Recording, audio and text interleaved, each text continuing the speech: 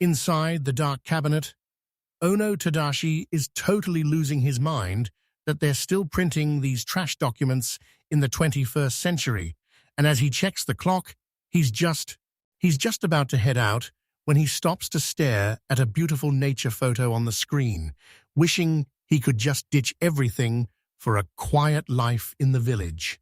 He's feeling a bit bummed, but then he suddenly remembers the train and realizes he's got to move fast or he's not making it home today.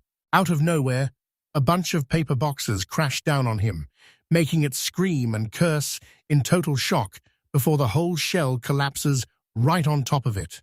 He stares at his blood, totally salty that he's the only one stuck working late, and he knows for a fact that even if he screams for help, nobody is coming. He looks over at the computer and realizes he's definitely missed the last train. But even as he tries to call for help, he knows it's useless since he doesn't actually live in the building.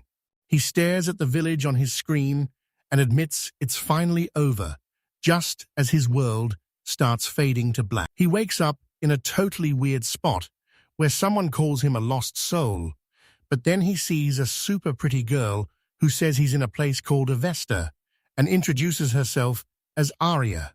The goddess explains that he's totally clueless right now, telling him they brought him to this world called Esther after he died back on Earth.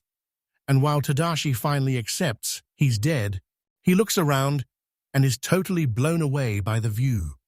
He wonders if he actually made it to heaven, but then he remembers her mentioning a whole different world.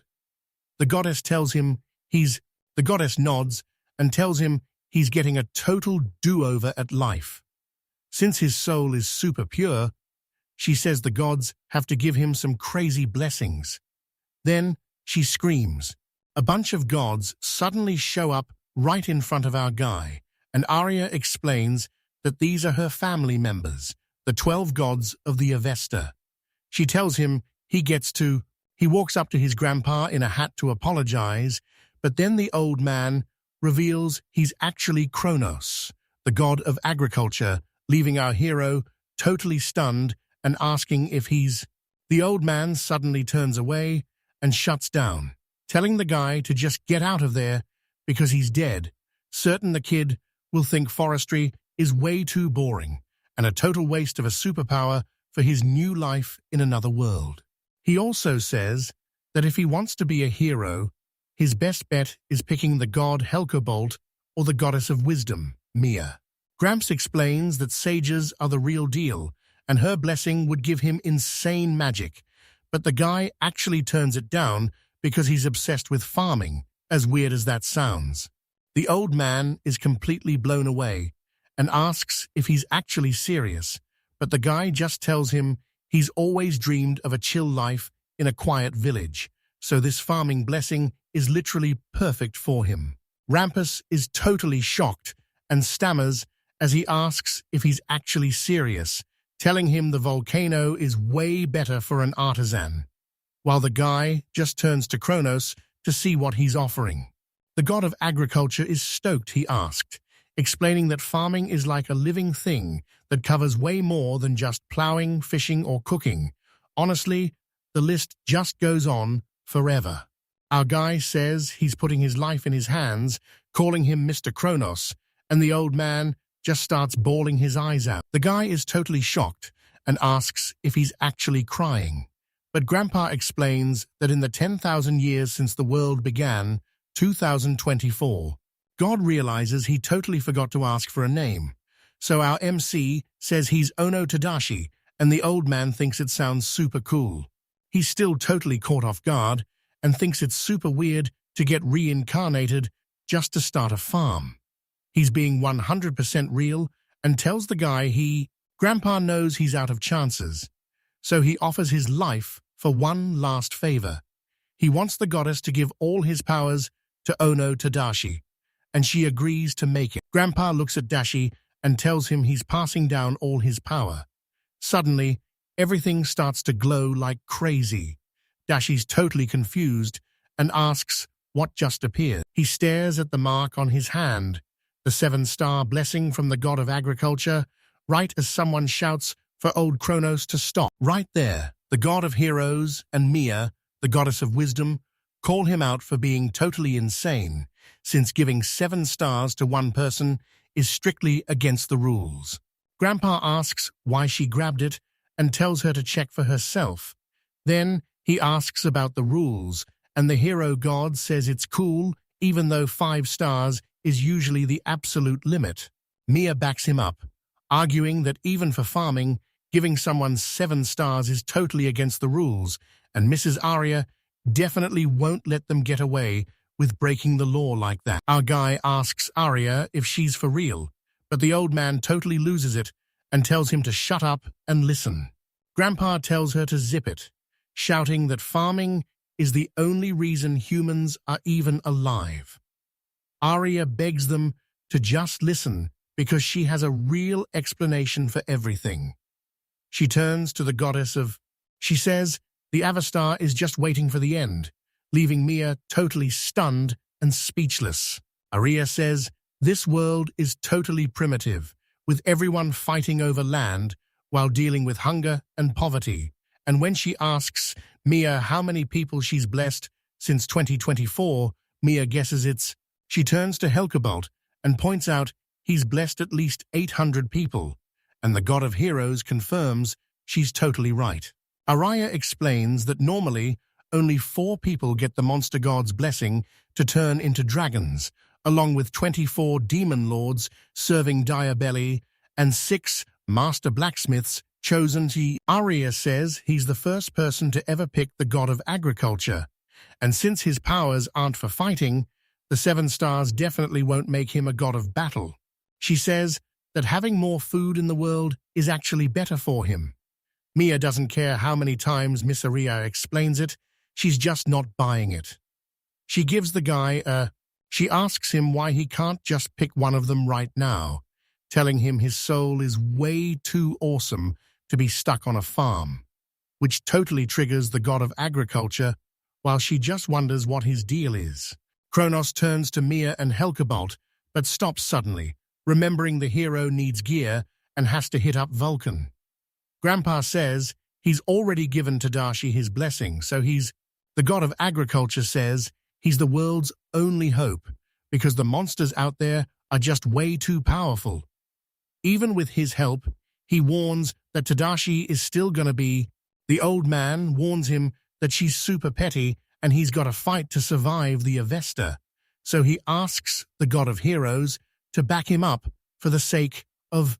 The god of agriculture suddenly drops to his knees right in front of him.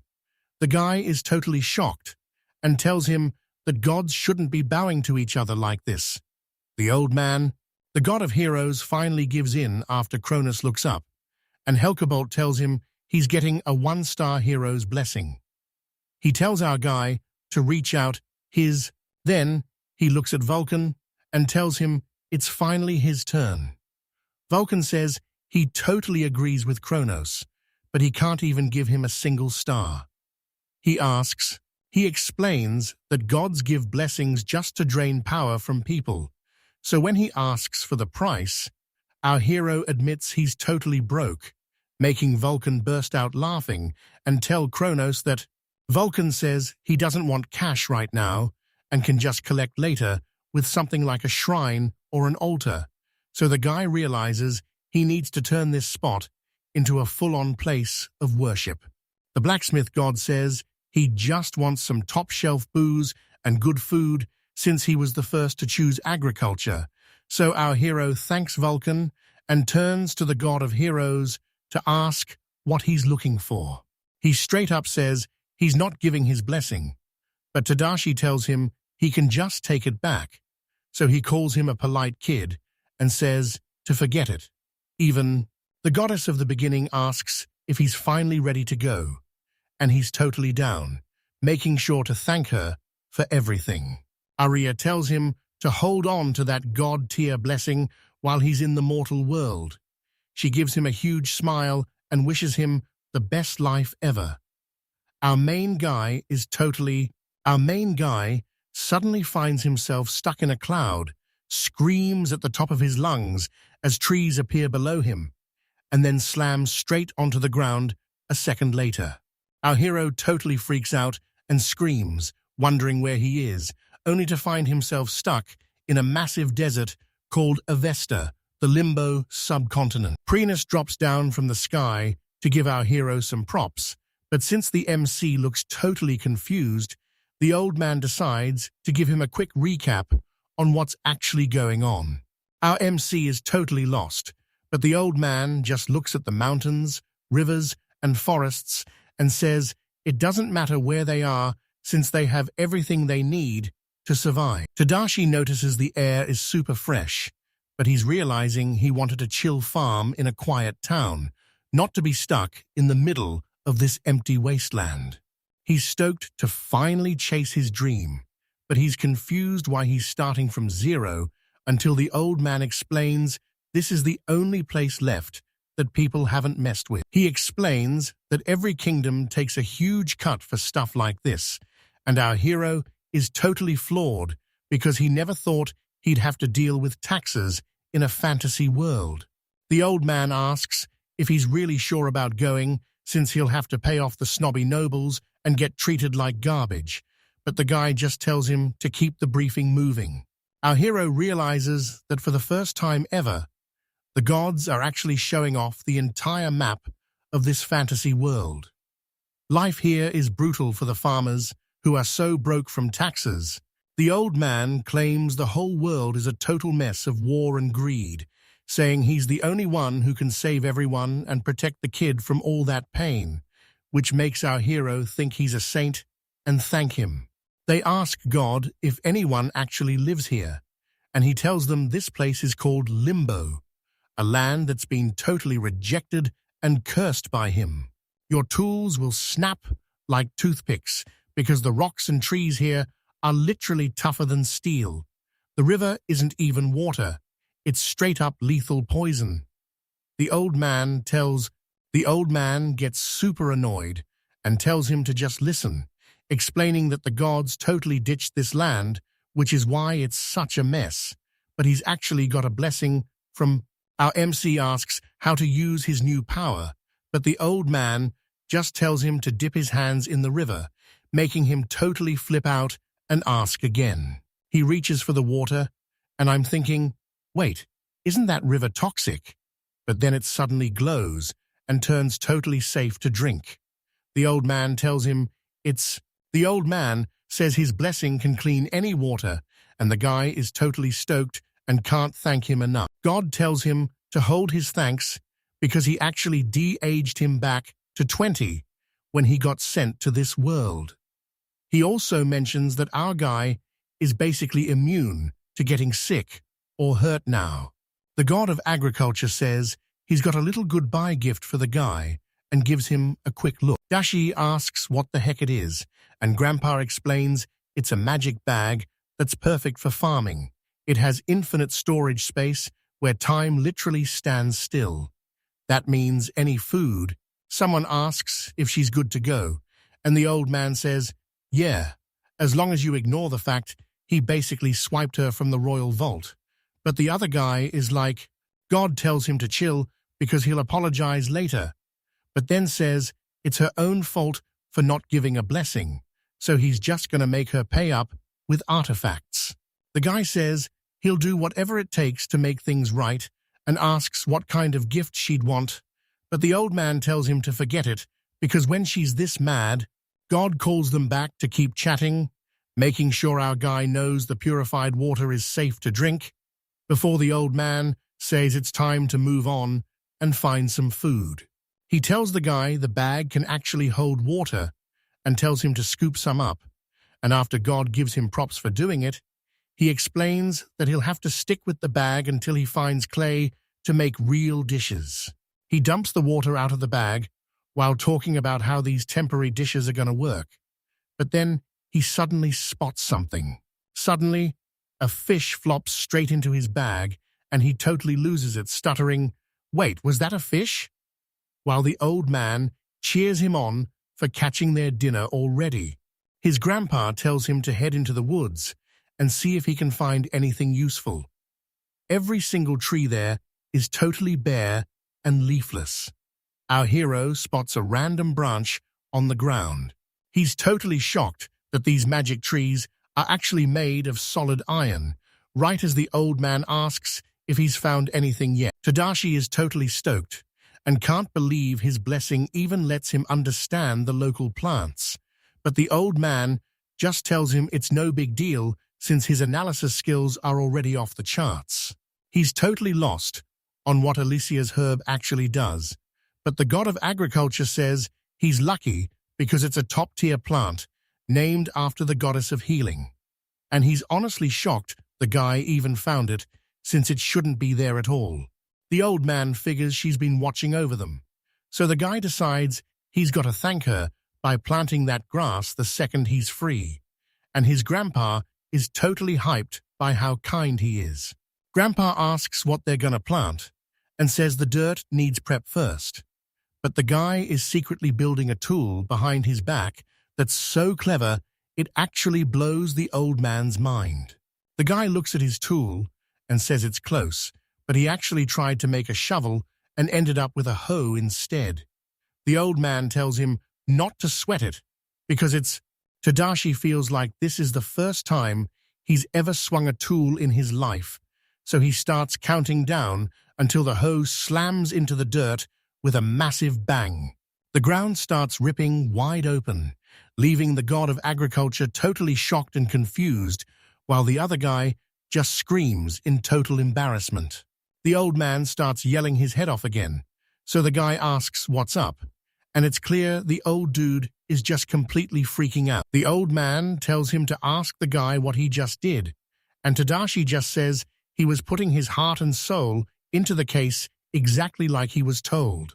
God grunts and asks if something's up, while the old man grabs a handful of dirt and realizes this guy didn't just farm the land, he actually made the soil way richer than it was before.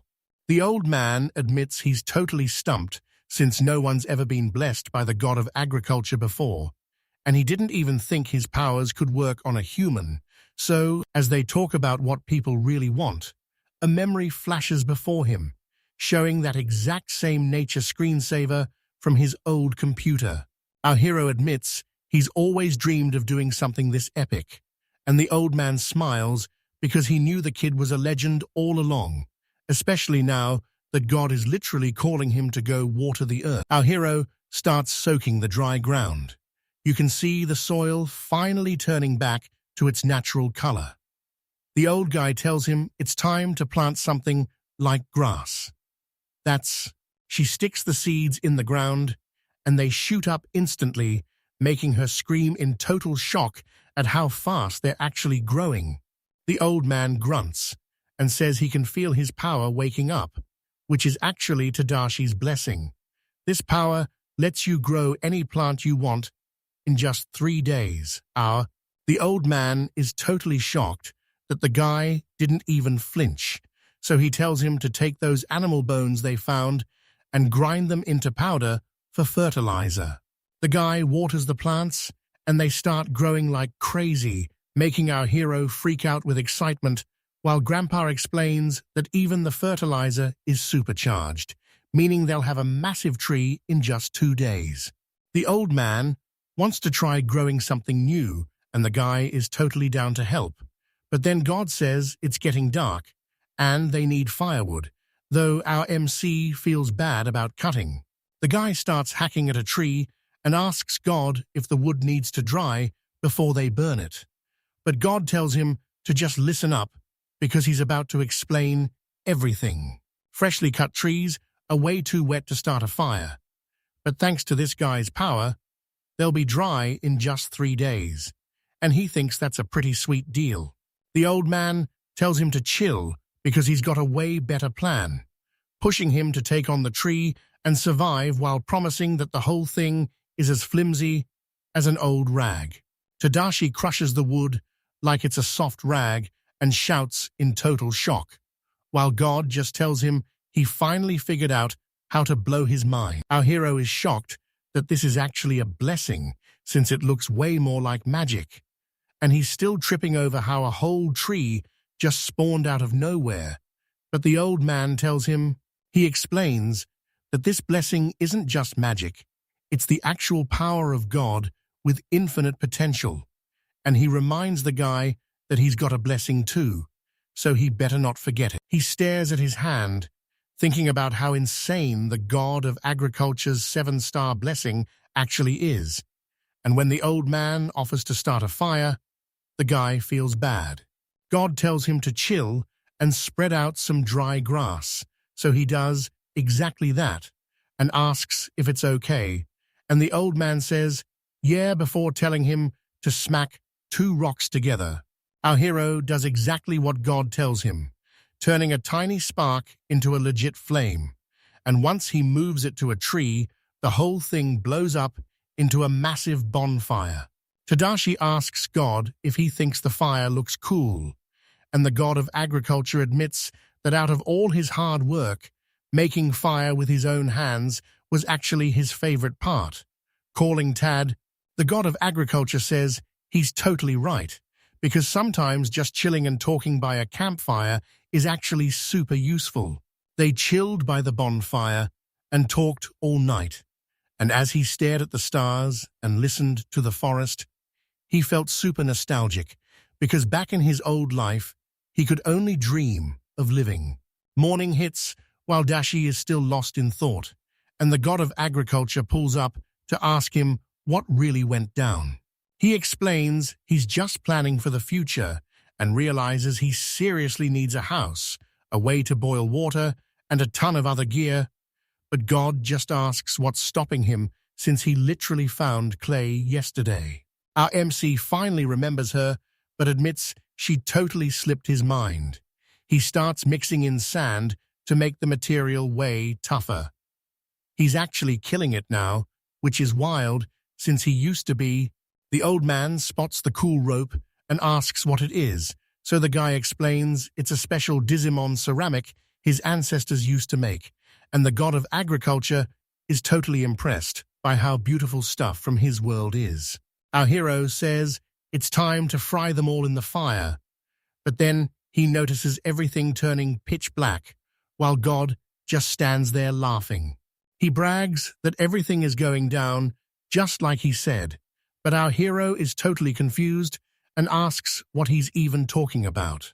The old man warns that rushing usually breaks the dishes, but since they have the god of blacksmithing's blessing, they'll be totally fine. So our guy keeps polishing them to make them look epic and keep the moisture out. They keep pumping out plate after plate of food. Our hero realizes he hasn't been this happy at work in forever. He used to just grind through boring chores from morning until night. He's totally starving and needs to cook, so God reminds him he actually snagged a fish while he was out getting water. Dashi tells him to hold on, while they ask if this thing is even edible, and God explains it's a demonic salmon that's super hard to catch and deadly poisonous if you don't. The god of agriculture tells him to chill because his touch already wiped out the poison, but our hero can't believe it and asks if he's for real. God tells him if he's not feeling it, he can ditch the fish and go learn martial arts. But the guy shuts him down, saying he just wants to be a regular farmer and nothing else. The old man laughs it off as a joke, but warns him that some monsters stay dangerous even after they're purified, and they're lurking right in the forest nearby. God tells him to chill out because he's going to hang out with him all night. But then he tells him he better find some shelter or build a house fast. Right then, the guy says he needs to craft a weapon, but God is confused since he's already got one, so he explains that demonic ore and wood are way tougher than steel and will make a tool that he reminds our MC that he's a hero with a massive blessing and tells him he's the strongest man alive. But our guy doesn't seem so sure about that. He knows he's got to be prepared, so the old man steps up and asks if he remembers that Alicia herb, since he can use it to whip up a special drug for him. The god of agriculture tells him it's best to be ready for anything, because staying prepared will save his life and a dozen others later. And even though our guy is totally lost, he He tells them to keep the cooking going, so he slices up the salmon and tosses it into the boiling water with some mushrooms. He thinks it smells like actual food, and after a bite, he realizes it's super tasty, but definitely needs some salt or miso. So when the god of agriculture tells him to just throw in some, he realizes he tastes way better now. And the old man explains that while this stuff is usually for a legendary life elixir, it's just a basic seasoning to him. While the soup is cooking, the old man explains that even though he's a god, he can still take food as an offering.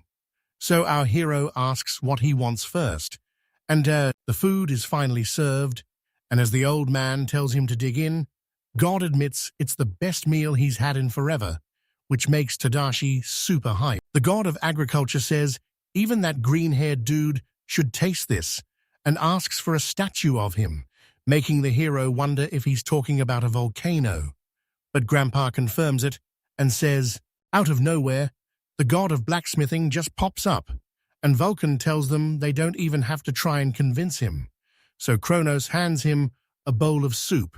He takes a bite, and Tadashi asks Mr. Volcano if he likes it, which he totally does, but then Kronos tells him it's time to get to work, as soon as the god of agriculture tells him to eat up and listen close.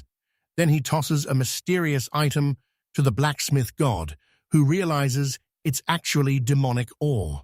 Kronos asks if he can handle it, and admits it's impossible for him. But for the god of blacksmithing, his divine power makes anything possible.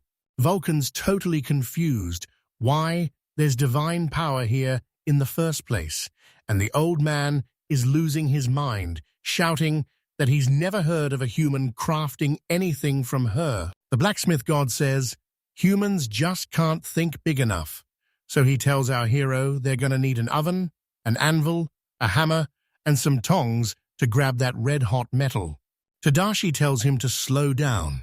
So God says they'll start easy with a basic oven, though he'll eventually want some molds and material storage right next to it. Our hero finishes building the furnace and says it's ready, so the volcano tells him to start the fire and keep adding wood and air until it hits max heat. The god of blacksmithing hypes him up and says they just need to add fire, but when Tadashi claims demonic trees don't burn, God asks if he's sure, explaining, Tadashi complains that nothing is even burning, but the blacksmith god tells him to just wait and watch closely.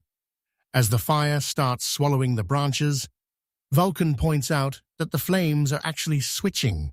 Tadashi figures out it just needs way more heat to get going, and he bets it's the same deal for demonic ore too. The blacksmith god is super impressed. He caught on so fast, but adds that Mia still doesn't get it and keeps trying to swipe his gear. Vulcan's got the plan figured out and says it's finally time to move, promising to stay close and give updates if things get crazy, while our hero gives him a quick thanks. Tadashi gets straight to work on the stone, and as it turns a bright blue, he figures he's doing everything perfectly. The god of blacksmithing speaks up, making our guy shake in his boots as he stammers out a nervous reply. But the god actually starts hyping him up. He explains that our MC has no clue what to do next, so he decides to hit up Vulcan for some advice. Vulcan tells him to just start by making a simple plate, and the god of blacksmithing says he figures that even if this fails, he'll finally know exactly which way to go next. Vulcan tells him he's doing great, and to dunk it in the water when he's done, explaining that he'll end up with super strong blue ore that's perfect for making top. Result: our hero grabs his new tool and shouts that his hammer is finally finished. He admits it looks a bit basic, but as long as it gets the job done, he's happy. Our MC promises to step up his game and asks for some training, so Vulcan tells him to mine more or build a better forge next time, then asks if he can handle earth materials. He shows off his clay pots and is totally shocked that even God didn't notice these tools.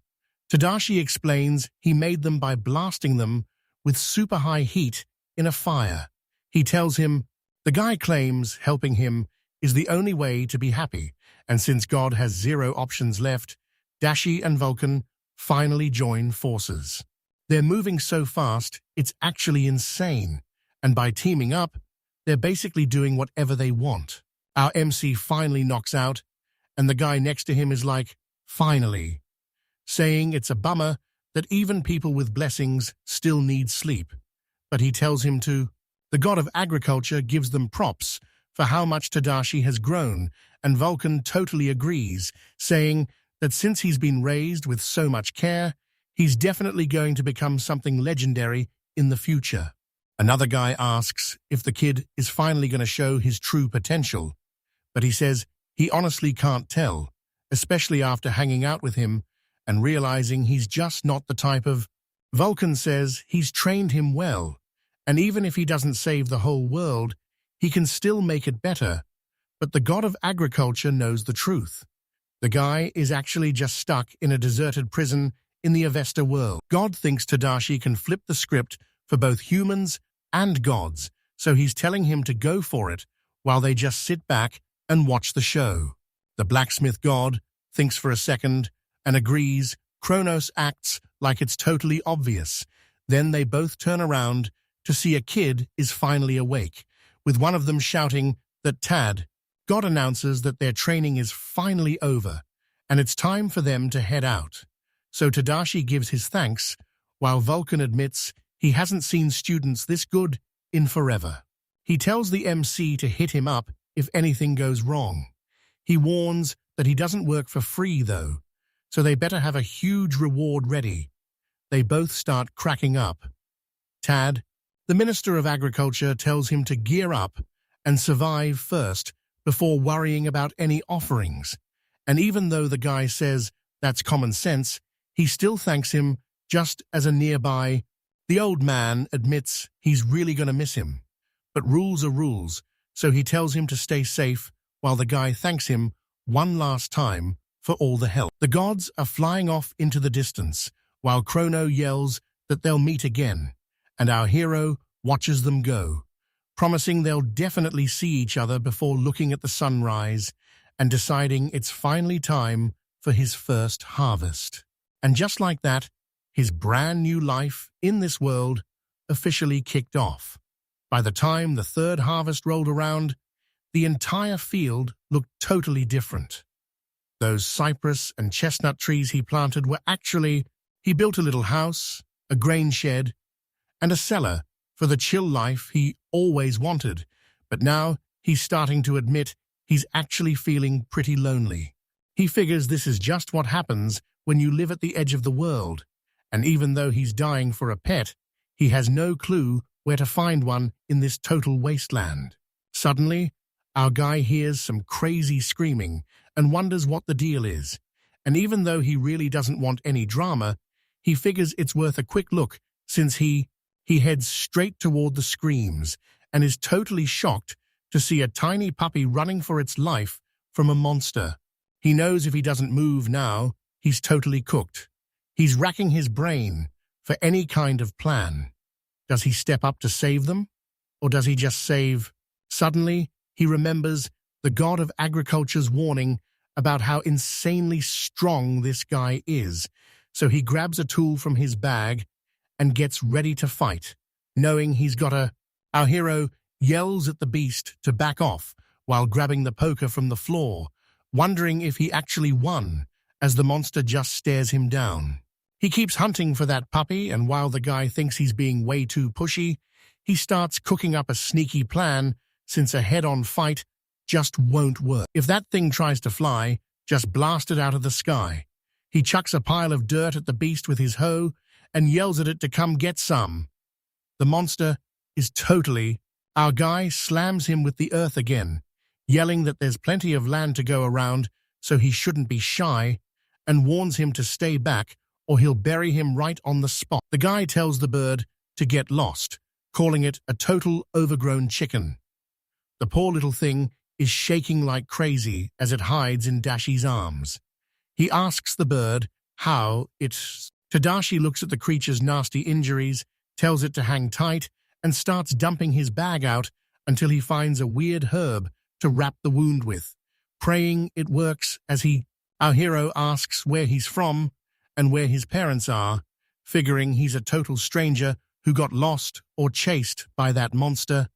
Then he notices the puppy reaching for the bone. These animals are looking super skinny, basically just skin and bones. When someone asks what he's doing, he starts yelling his head off. He's convinced that if a puppy chomps on bones, the little guy starts smiling, and it's honestly the cutest thing ever. And even though nobody knows what this creature actually is, it looks just like a dog. So Tadashi tells him, our hero scoops him up and says it's awesome they're roommates now. But then he realizes the pup needs a name, while the other guy just gives him a super confused look. Our hero gets a sudden spark of inspiration and names the creature Kuru because of the weird noises it makes, feeling totally hyped that he's finally not alone anymore.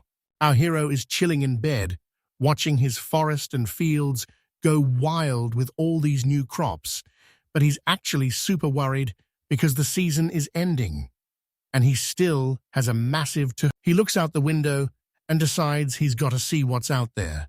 So he heads outside and starts packing his bags.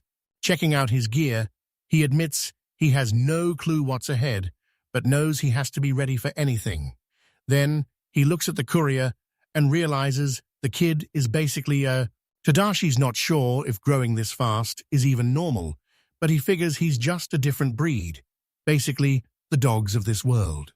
He tells Kuru they're going on a little trip, and when the beast growls in confusion, he points toward the horizon and says they're hitting the ocean for salt, since they've got nothing better to do right now anyway. The guy points and asks the beast if it sees where he's looking, and the creature growls back all hyped up, like it's begging him to hop on for a ride. The beast forces him to hop on anyway. He's totally shocked and lets out a huge yell. Then the creature takes off. They're absolutely flying across the land. They hit the coast in no time, and the view is totally insane. The guy says walking would have taken days, so he gives Karuda major props for the lift. Our guy is shocked that the ocean here looks just like the one back home, but he totally misses how dark and creepy the water actually is. He thinks he can just purify it, and he takes a sip and realizes the water is super salty, just like the ocean back home. So he figures these worlds are basically the same, and decides to start making salt, since he knows everyone will be on board. Everyone knows if you boil salt water until it's gone, you're left with pure salt at the bottom. Our hero gets to work and starts boiling a big pot of seawater. Our guy spots some seafood and gets super hyped, but then this animal tells him to follow it, making him wonder if it's actually worth the trip. Kururu leads him straight to the pond, and the guy starts shouting about how massive and beautiful it is. Then, a super happy Kuru gets dropped off right in a lobster's mouth, and the gang is losing it because they didn't even know lobsters existed in this world. Our hero thinks lobsters in this new world are super weird, but he quickly stops overthinking and decides he doesn't even care. A mouth-watering seafood feast is all set, so Tadashi breaks off a piece and asks Kurura to give it a taste. He thinks it's super tasty and hits him with a salty kick right away, which makes sense since they live in the ocean. But man, it's just straight up delicious. Kuru's totally bummed now that the food's all gone, but the MC tells him to chill because he'll cook up plenty more, just as a massive ship pops up right behind Tadashi. Our hero notices Kururu is chugging drinks like crazy and figures it's just because the food is super salty, so he thinks they need to get him some water fast. The guy spins around and spots Kurura on the other side, making him realize that if Kurura is over there, then someone else must be drinking the water. Our guy spins around and suddenly spots a girl. He's so shocked that he just yells out a confused question. This girl with cat ears tells him they're totally out of water. He realizes this girl actually has animal ears like something straight out of a fantasy story, and he starts wondering where she's from and if her world is totally running out of water. She asks him for some food and water while calling him a gentleman, leaving him totally stunned as he tells her to just hold on a second. A crying girl is hugging this guy who's totally frozen stiff. Suddenly, a whole group of other girls comes charging at him. One of them yells at him to get his human hands off Aaron. He figures they were definitely on that boat. He was so obsessed with seafood that he totally missed them. Then he stops and wonders why an elf is wearing a swimsuit when they're supposed to. The second girl snaps, asking if he's even listening, and screams at him to get away from Aaron while our MC begs her to just let go since nobody's actually having a good time. The girls behind the elf girl start screaming at him to let go, totally losing it because they can't believe a guy is actually grabbing Aaron. The girl with the ears calls him master again and asks for food, so Tadashi agrees to feed her, but only if she stops calling him that. The girl tells Iseline that he's actually a good guy, but the elf warns her to get as far away from him as possible. She points out that he's a guy too, but the elf thinks humans are totally fake and says he might have poisoned the food. Tadashi shuts that down, saying he just got all. The elf is totally shocked and asks if they're at the human border, but our main guy is just confused and asks her what border she's even talking about. She asks where they sailed, and it tells her God called it the edge of the world, making her freak out and repeat, "The edge of the world?"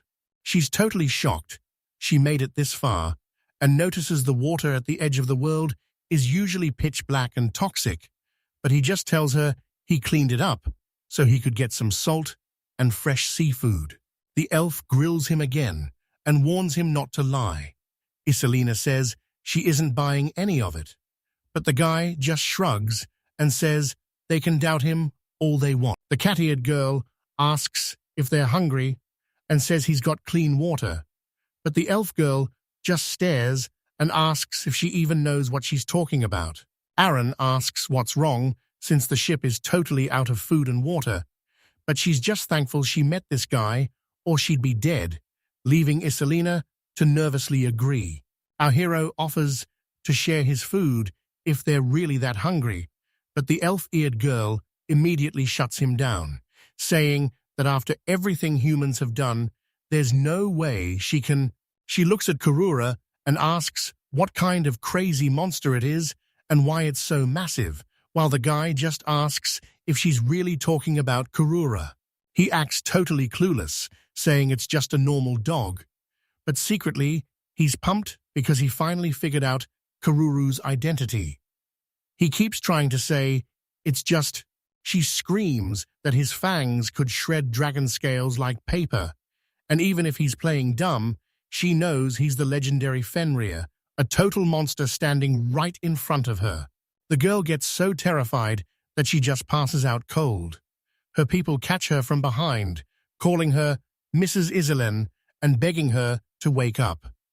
Tadashi is totally lost and has no. She screams in his face, calling him a human and shoving him away, but he just asks her to chill out since everyone else was totally fine with his help. He explains they were just fishing when they got swept away, and since they need to rest up before their next move, he hands her some of Lizzie's herb water to help her recover. The girl almost wipes out again while asking about that Alyssa's grass, so I ask him where he even found such a rare plant. The main guy asks if she's all right, but then reminds, with her 3-star blessing from the healing goddess, she knew for a fact he wasn't lying, and that this herb was definitely the real Elysius. She realizes this thing is basically impossible to find or buy. She figures he's actually a pretty decent guy after all. Then, our MC helps her take a drink.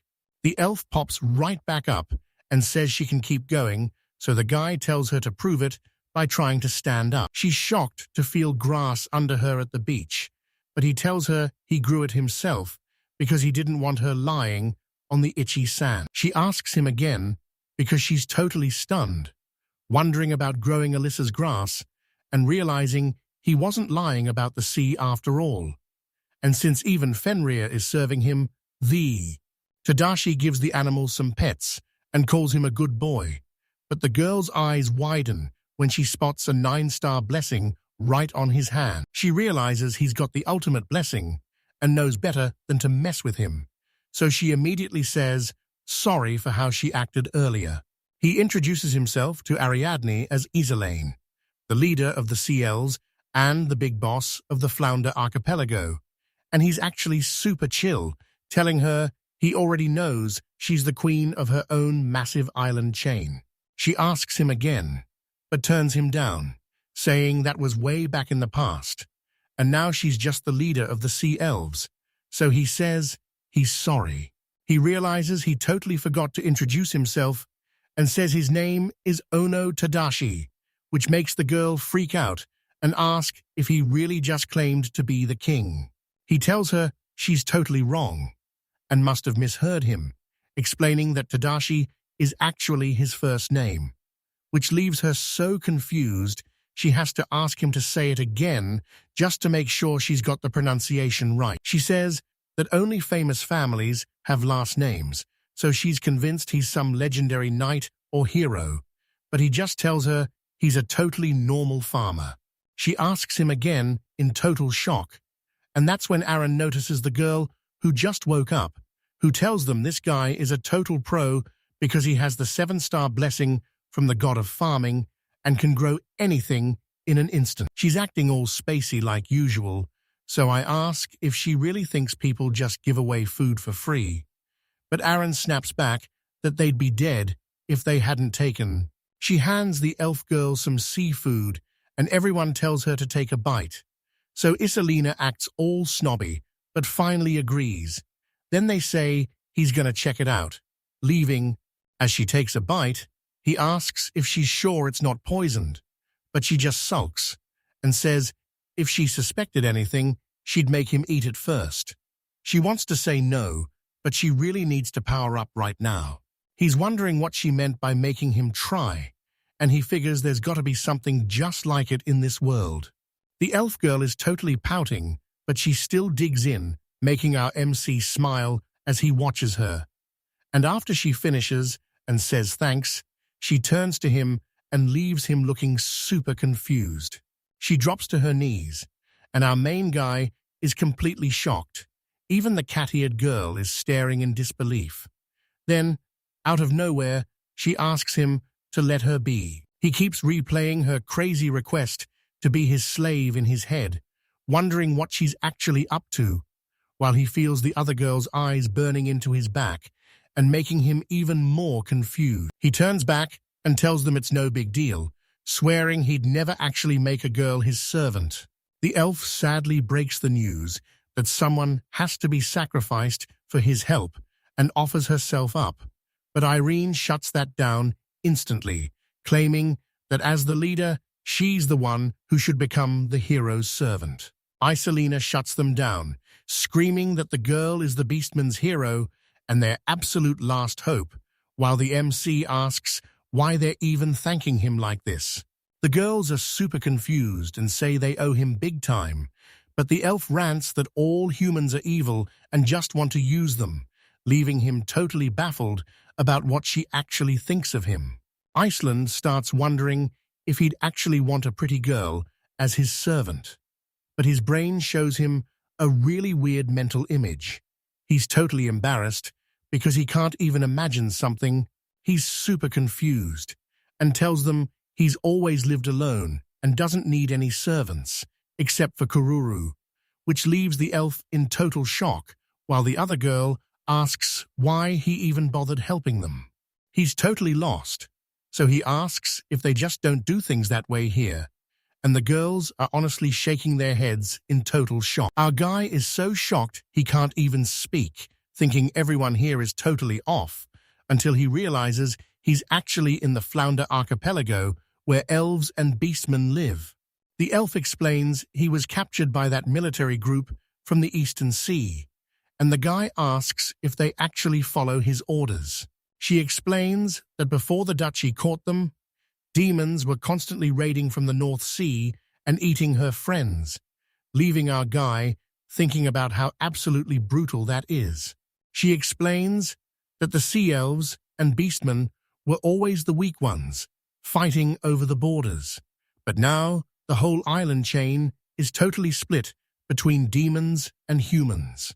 Irene explains that only the girls are left now, since every single guy either vanished in the war or got straight up eaten by demons.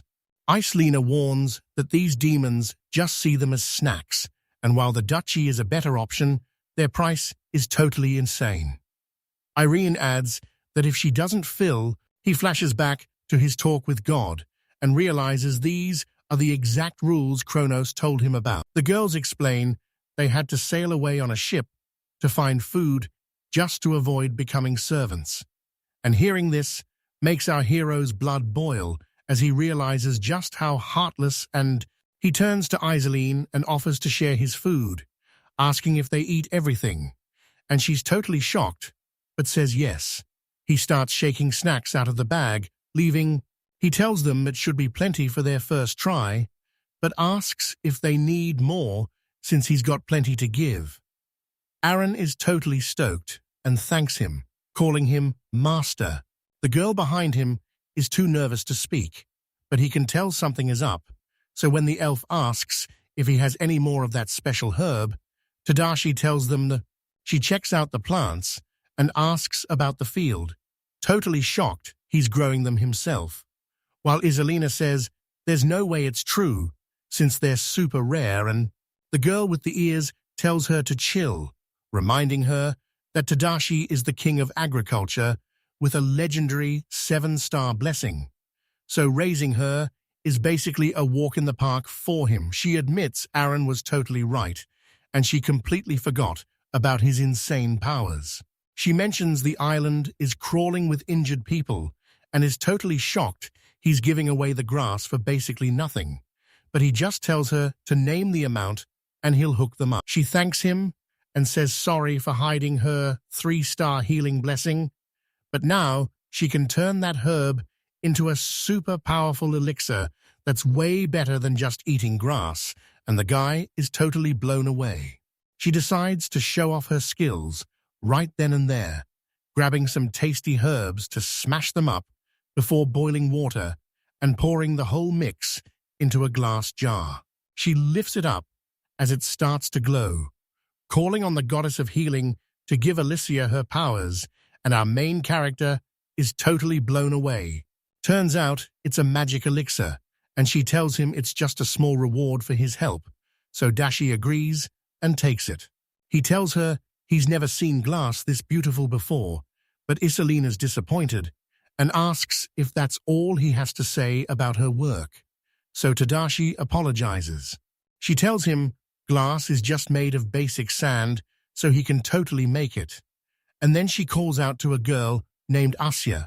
She walks up to Mrs. Iseline and tells her she's all ears, looking at her mistress with pure excitement. Our guy spots her glasses, and it finally clicks that they can actually craft lenses in this world. The elf explains that Asha crafts the glass vials using her 1-star blessing from the blacksmith god. And since elves are already pros with their own secret techniques, they're down to trade that knowledge as payment. He's totally hyped and begs her to teach him how to make that same glass. So even though she's a bit confused, she agrees to show him the ropes. She points out they have tons of sand, but no stove or gear. But Dashi tells her everything is going to be totally fine now. He's loaded with supplies, so he dumps his bag out and tells them he can craft anything they need. Feeling super glad Kronos gave him that magic bag, while the two elves just stand. Asya catches him up on the plan so they can get to work. But Iselina is shocked when she sees him making bricks out of thin air. She asks the other girl how he's doing it, and guesses he has a blessing from the god of blacksmithing that's being supercharged by his main power to make everything happen way faster. She's blown away that he's actually been blessed by multiple gods. She knows Asya is way better at reading people than she is, so she's definitely not wrong. Asya grabs a handful of sand and explains that the quality is everything, but since it's full of shells, they're going to need some algae to make it work. Isolane offers to let him use the algae from their ship, and the MC jumps at the chance, thanking her for the help. Once he's on the ship, he spots something that makes his jaw drop in total shock. He asks the girls if Undaria is feathery, and Isolina is shocked he even knows what that seaweed is. He's totally down and says his world had an ocean too, but since he's not sure how much glass they need, he's going to save a bit for the soup. She asks if he's got any algae, saying most people just throw it away and act like it's gross, but he's like, why wouldn't I eat this? Isolina wonders if he's for real and blushes while telling him he'd look totally cool as one of the sea folk, while the hero looks at a sign about algae and realizes that our hero spots some marine cotton and marine rubber seeds and uses his assessment skill to see what makes them different from the regular stuff. She explains their clothes are made of marine cotton and rubber while showing him on her own body, making him blush like crazy, so he asks for a lesson on how to grow the materials, and she warns him it could take a whole year to grow, but he thinks that's awesome and tells her to watch what he can do as they both wade into the water up to their knees. Tadashi tosses a seed into the water, and Isolina watches closely to see what happens next. Suddenly, a small tree shoots right up, leaving her totally shocked. She shouts out she calls him a genius, and says he's basically just there to feed the dirt, so he actually gives it a shot and starts sprinkling fertilizer. She's totally blown away because she can't believe how massive that tree has actually grown. Our guy is blown away by these massive trees growing right on the sand, but he's hyped because now he's finally got enough materials to make glass. So he turns to Isolene. He reminds her that she promised to do anything to pay him back for the help and the food. And even though she's a bit freaked out, she says she's down for whatever he needs. Forget about heroes and healers. This world just needs someone to feed the people. And Tadashi is ready to ditch his own dreams to make it happen. He claims he's just a regular farmer who's totally clueless about this world. So he tries to make a deal, leaving her super shocked as she asks him to repeat himself. He swears he's the guy, and since he's a farmer, he's looking for new seeds and info, promising to trade them all the food and Alicia grass they need. She blushes and says she totally gets him, while Isolina promises to do what he asked before they head back to their island tomorrow morning. He asks about tomorrow morning one more time, but then he snaps out of it and realizes it's already evening, and the girl just stares at him, totally confused about what's wrong. He's totally wiped out and realizes he forgot to build a bed, and he's super frustrated because he used all his supplies on the stove and tools, but the girl tells him to chill out. Isolene is rooting for Aaron as he tells her not to worry and starts popping open the tents. Once the camp is all set up, he's like, wait, we seriously had these? Our MC spots Kuru charging right for him and gives the little guy props for doing such a great job today, but since he's totally caked in sand, he tells him to follow along. Kuru is looking all fluffy and cute now, but then the MC catches the girls in the bath and gets totally confused because he doesn't even know how to wash himself, making Tadashi blush and realize they seriously need to build a locker room. This girl walks up with a huge smile and invites him to spend the night in her tent. He turns bright red and tells her that's a totally bad idea. He's literally trying. Isolina and Asya drag him into a tent, telling him there's no way he's sleeping outside, where Aaron is already waiting to greet them. She asks if this guy is. He finally caves and says they talked him into it, which makes the girl with the ears super hyped as she yells that Tadashi is sleeping with them just for Aaron. But Tadashi turns bright red, takes it all back, and storms off to sleep by the fire, while Aaron just gives a little smirk. Kururu pops up out of nowhere, and after the MC explains that the animal talked him into staying, the whole group finally crashes for the night. The next morning, they finally head out of the tent, where a super-hyped Aaron asks if he's finally awake, and he just smiles back, noticing she's an early bird too. She asks if he's finally ready to work, since she figured he'd jump at the opportunity. But when he asks what she's talking about, she yanks back the tent curtain and sarcastically asks him how he likes the view. They find Iseline fast asleep, and Aaron tells him to look at her, reminding him she'd do literally anything for him. But Tadashi just asks what's wrong with her and why she... The girl laughs and jokes that Iseline isn't his type, but he fires back that she totally is. He just refuses to use her. He switches things up and asks how the tent fabric stays on, but she thinks he's being totally clueless and tells him it's just glue, obviously. He notices they use animal bones for glue, just like back home. Then Asha says, "Good morning," and asks Dash if he wants to see how they build their tents. She explains the tent is super stretchy because of marine rubber and special wood guides, and our guy is totally blown away by how smart these elves are. Aaron asks the guy if he's actually into this, and the dude says he's been dreaming of it his whole life. Then he turns to the girl and asks what she's into. She gets asked again and totally blanks, but then she figures that since she's a warrior, she must just love fighting, even bragging about killing sharks, while our main guy just looks at her.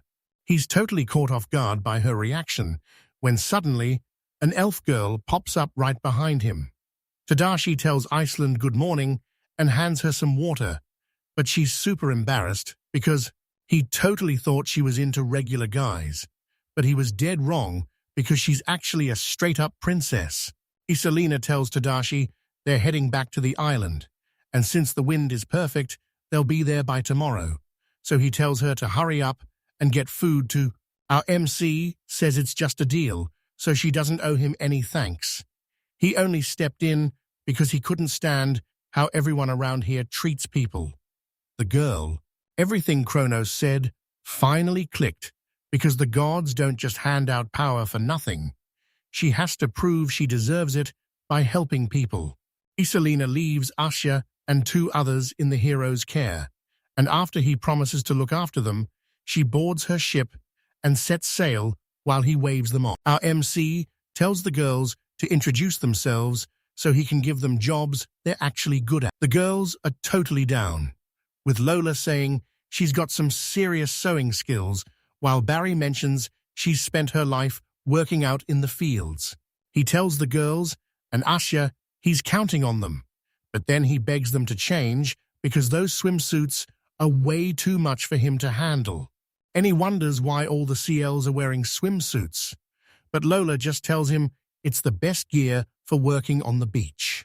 Tadashi tells them they've got new missions on Earth, so he hands over some fresh gear because showing any skin is way too risky, and the girls are totally down for it. Asiya asks where they should start, and mentions they can even make glass.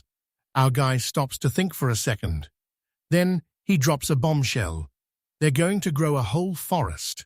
Barry is totally shocked that the trees are actually growing just from being watered, but our MC tells him he wasn't kidding and decides he'll handle the plowing while Barry takes care of the planting and watering. He figures that if they pull this off, it proves anyone can grow crops instantly on his land. And just as he's thinking the forest is finally ready, the girls turn and ask him what. He stops and says he's going to dig a well right here, but Barry tells him to let her handle it since she's already the pro from her time on the island.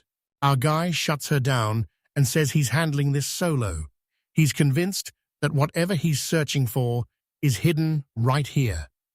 The girl has no idea what to do next. Suddenly, The girl screams in total shock, but the MC just tells her he knew he was right and orders her to step back. Out of nowhere, a huge blast of water shoots out from where he hit, and while Barry is totally losing his mind, Dashi explains he could actually smell the fresh water hidden under the dirt. He's just glad things wrapped up fast so he didn't have to dig a hole, and while she's happy it's over, she's totally lost on what he even means. She begs to build the well herself, since her whole job is to help him, so he gives her the green light and points to the pile of supplies he already prepped. He offers to whip up lunch early, so Asha tells Lola to go help him, and she's totally down for it. They're heading to Kurua, and he's feeling like a total boss after catching so much loot, while Tadashi hypes him up for the massive haul. He licks the salt off his finger and thinks it tastes amazing, while Lola asks him what she's supposed to do next. Our hero asks for a second to think and tells her to grab the algae Isolani left behind, so while he whips up the broth, she can soak the seaweed in a huge pot, and Lola just smiles and says she's on it. The girl bolts out of there, and Tadashi just grins, realizing he's got plenty of time to kill before lunch.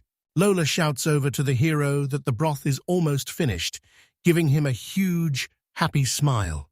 She smiles as she spots Tadashi's desk and leans in to ask if he's making bread, which totally shocks him since he's just testing out if chafe roots can actually be. She smiles and says she's already got the bread handled, but he grins back and asks to bake together so he can learn the ropes, and Lola is totally down for it. She gets straight to work smashing the dough and explains that the fruit is way better when you mix it with flour, so the MC listens closely and realizes they're gonna need Zelina to bring.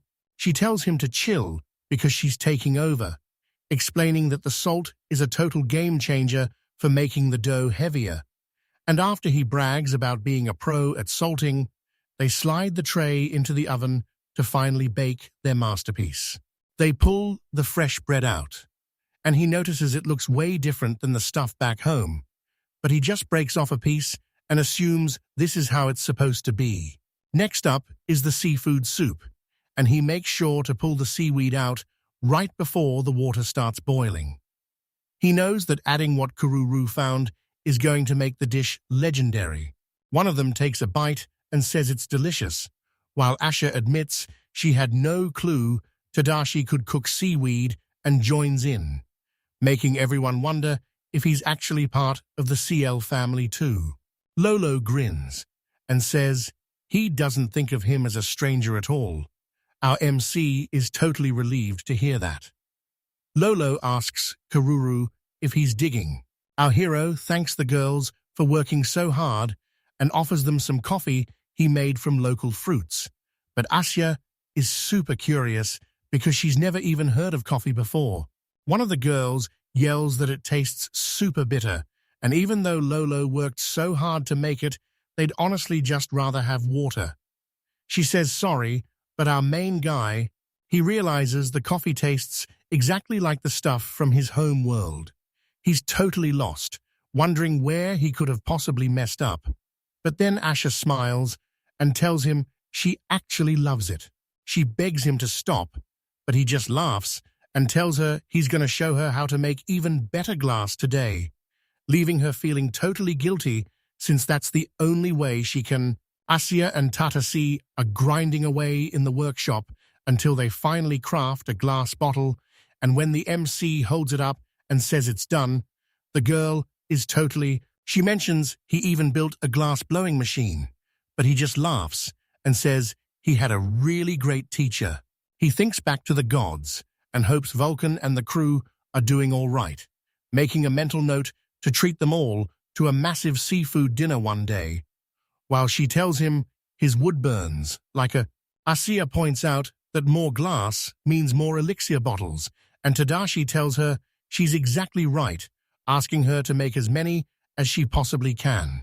The hero then asks her to craft some glassware, telling her it's way tougher and looks way cooler than ceramic, and she's totally down for it. Our hero realizes they're gonna need a ton of elixir, so he decides to grow way more elixir grass and plant a whole bunch of veggies for food too.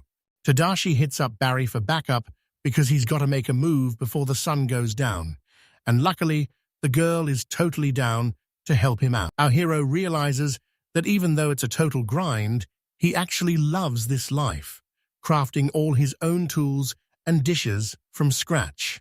Tadashi thinks this is the dream life they always wanted, but then Barry suddenly asks the guy if he's picking cotton and rubber today.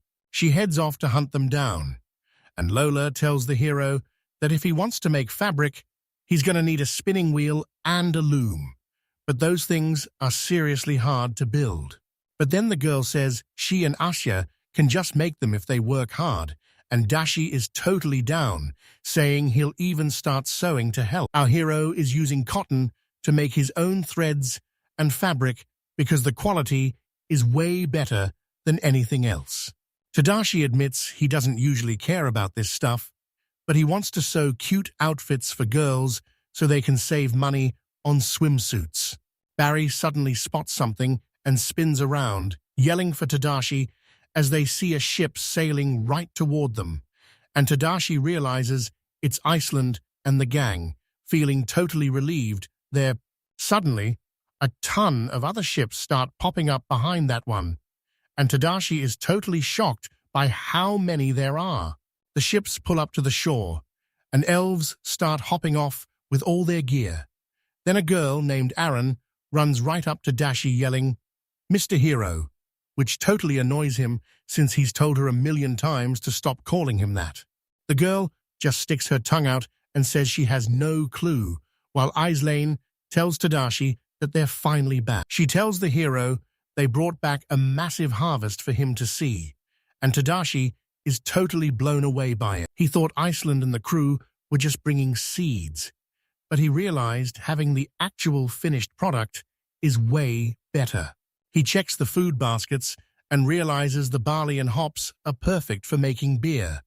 Then he uses sugarcane and palm nuts to whip up some sugar and butter. Our hero spots wheat and soybeans in the massive harvest and thanks Iceland for the food, but the girl mentions they tried growing them here before, and it was a total fail. The girl starts apologizing because their island is a bit plain, but the hero cuts her off to say what the elves brought is perfect, and honestly, any more would just be way too much for him to. Iceland basically sent their whole squad to help the hero in the fields, so now there are 150 people ready to get to work. She adds that they snagged some gear to start making clothes, and the hero gives the elf a huge shout-out for the hookup. Iceland claims the hero can't even question her because she runs the whole country and has every single move perfectly calculated.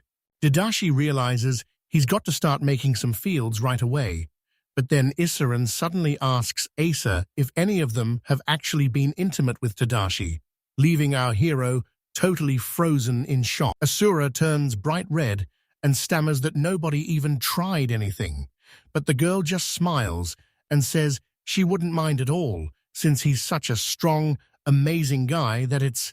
Tadashi's wondering if she even realizes he can hear every single word, and then he turns to Iseline with a question.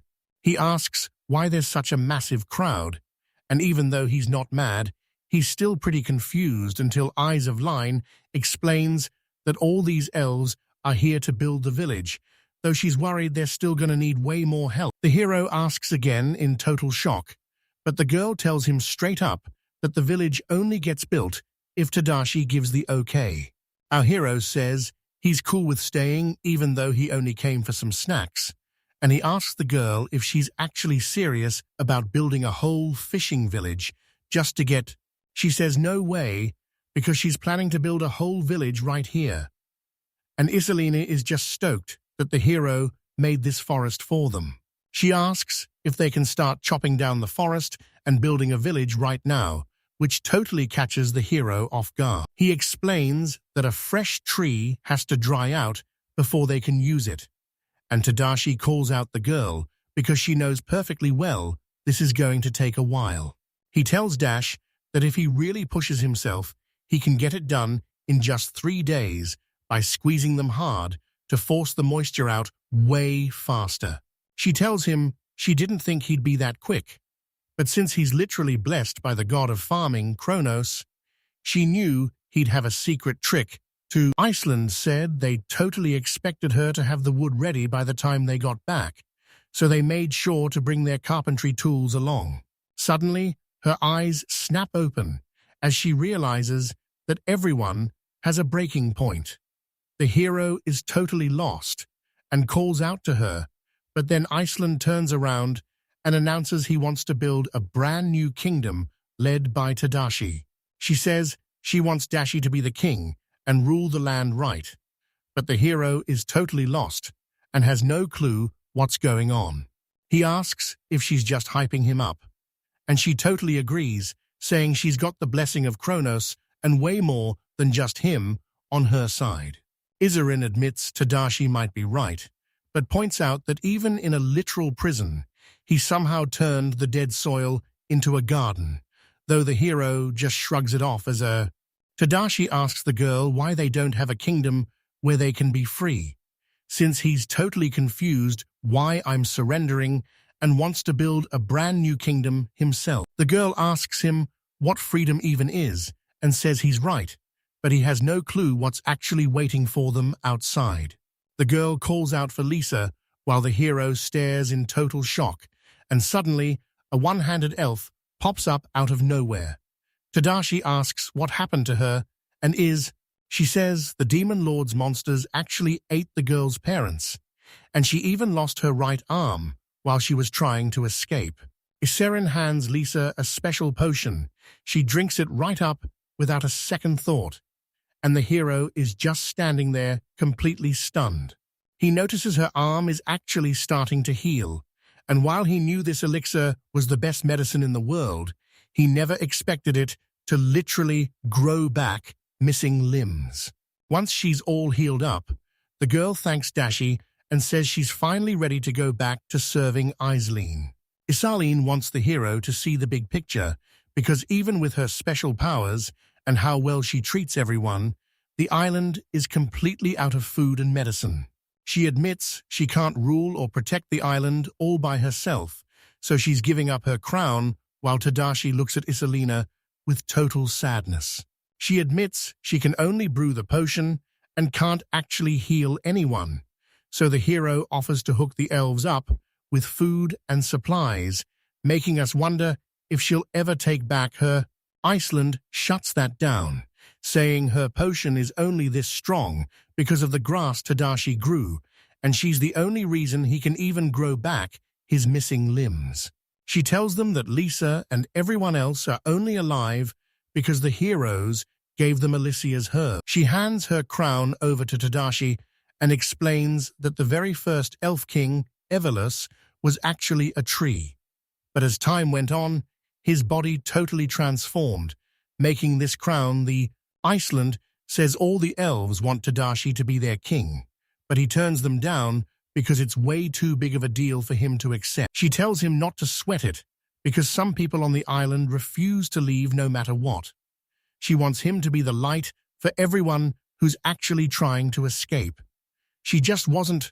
Our hero asks Iselin if she really thinks he's got what it takes, and she tells him he definitely does, explaining that while every ruler is a god's apostle, Tad, our hero, thinks a blessing is just proof of power, but Iselin says every king out there is a total failure, even her. Aaron stares at Iceland, looking totally heartbroken and confused. The girl screams that Tadashi isn't like the others.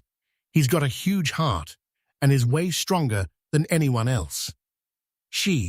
Our hero, gives her a sad look and agrees, but he asks if he really has to wear that crown 24/7, and she's absolutely hyped by his answer. Iselin stands before her people and announces she's stepping down, handing the throne and all her power over to Tadashi. The girl crowns our hero and tells everyone to bow down to their new king. The whole crowd goes wild, totally hyped for their new leader. But inside, Tadashi is low-key panicking. He explains that his grandpa named him Dashi because he truly believed this kid was destined to change the whole world for the better. Tadashi figured his grandpa was just making stuff up because he failed in his past life. But it looks like he's actually got a step up in this world. The hero pulls off his crown and says he's done with it. So the girl grabs it and asks where he's headed next. Dashi says he's got to plow a new field because more people means they need way more grass. And he explains that even as a king, he still has to do the jobs that only he can pull off. Tadashi tells her that a real king always looks out for his people, and she's honestly so hyped to hear him say that. Our hero realizes that if he's building a village from zero, he's got to plan out the farms perfectly to make sure they get the biggest harvest possible. Dashi tells his people that since Iseline is officially done being queen, the elves need to come to him for everything they need, and they're all totally on board. The happy crew gets right to work, and Tadashi tells Iseline he didn't think she had such high expectations for him, but she's just standing there, totally confused. The guy just brushes it off and tells her to forget it. But then Isle and Drouse show him the brand new house they built, and he's totally shocked by how massive the place. He checks out every inch of the building, hypes up the glass window, and is totally blown away by how fast the elves built the whole thing. Iceland didn't think they could keep up that crazy pace, but since Tadashi is the king of the elves, his house was finished in record time. She tells him he should give some major props to the guys who built the house, but he just stares at the workers, looking completely lost. He figures that out of everyone who sailed away from the island, there are way more women than men. Dashi takes a second to wrap his head around everything while the workers celebrate like crazy, but Spike tells him to save the thanks for later and shoves him inside to check out the house. Tadashi is totally losing it, but Spike is just hyped that the new king loves everything in the house. Tadashi's impressed by how perfect the boards are, especially since the nails are hammered in so well they're basically invisible. When our hero asks what supplies are missing, the master carpenter tells him they're super low on iron and have to start saving every penny. The hero says once he's finished in the fields, he's jumping straight into the ironwork, since magic iron is way better than the regular stuff. And Spike is so hyped, she tells Tadashi realizes his iron stash is running dry, so he's got to use his brain to find a fix. But then a super fancy bed catches his eye. Our hero is totally confused by how massive the bed is, but Iseline explains that a giant, soft bed is just how royalty rolls. The hero tells them they've got it all wrong, so Tadashi asks if the bed is just way too huge for one person, and Iseline realizes they totally forgot he's sleeping all by. Tadashi can't wrap his head around how everyone forgot, and it's seriously weirding him out that they're all just sleeping like nothing happened. Iseline asks who she can pick as the hero, but Tadashi is just completely lost about what she's even talking about. She figures the hero wasn't vibing with Asha and the others, so she's guessing Tadashi is actually into girls who are way more slender. Our hero gets a really bad vibe. He tells Iselander to slow down. She's totally confused about what's happening. She actually thinks he just wants to bring a bunch of girls back. Tadashi shuts her down, asking what kind of crazy talk she's on, but Iceland insists she's dead serious and has no clue why he's so mad. She tells him that since he's the king now, he definitely needs a harem, and Tadashi is already spacing out in a total daydream. Then it finally clicks what Icerin is really up to, especially when Aaron shows up and says the hero couldn't talk the former queen out of her crazy plan. She points out that Iseline never wastes a single second, and when the hero demands to know what the heck is actually going on, Iseline just tells Tadashi he's got nothing, She explains that elves and beastmen are desperate for a royal connection since they're running out of guys, but the hero totally loses it and shouts that they don't even exist. She says that because the hero fixed their food and housing, she's finally ready to start having kids.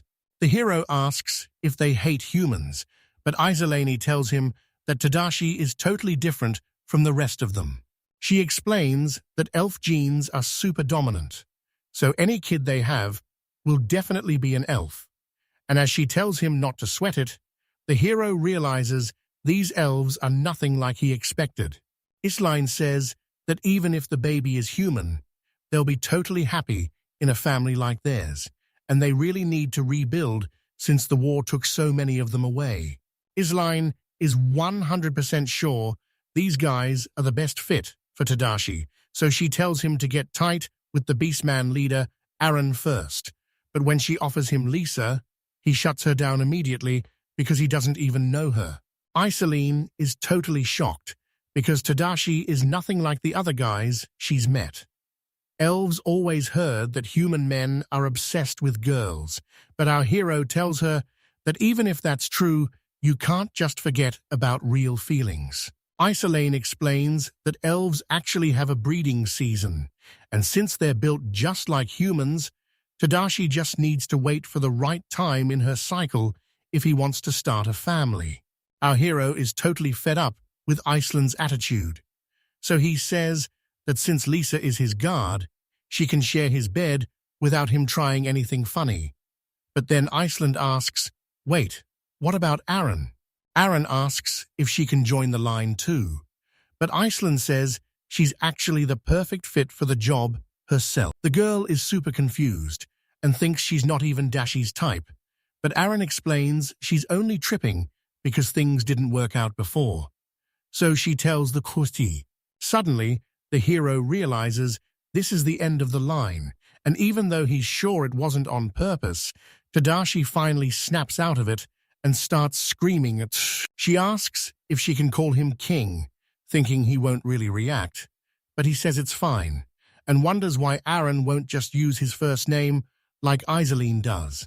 She says Isoline is a special case because just using the hero's first name could totally wreck his reputation. The hero is totally confused because even though Aaron is the ruler, she won't even use his name and just calls him master instead.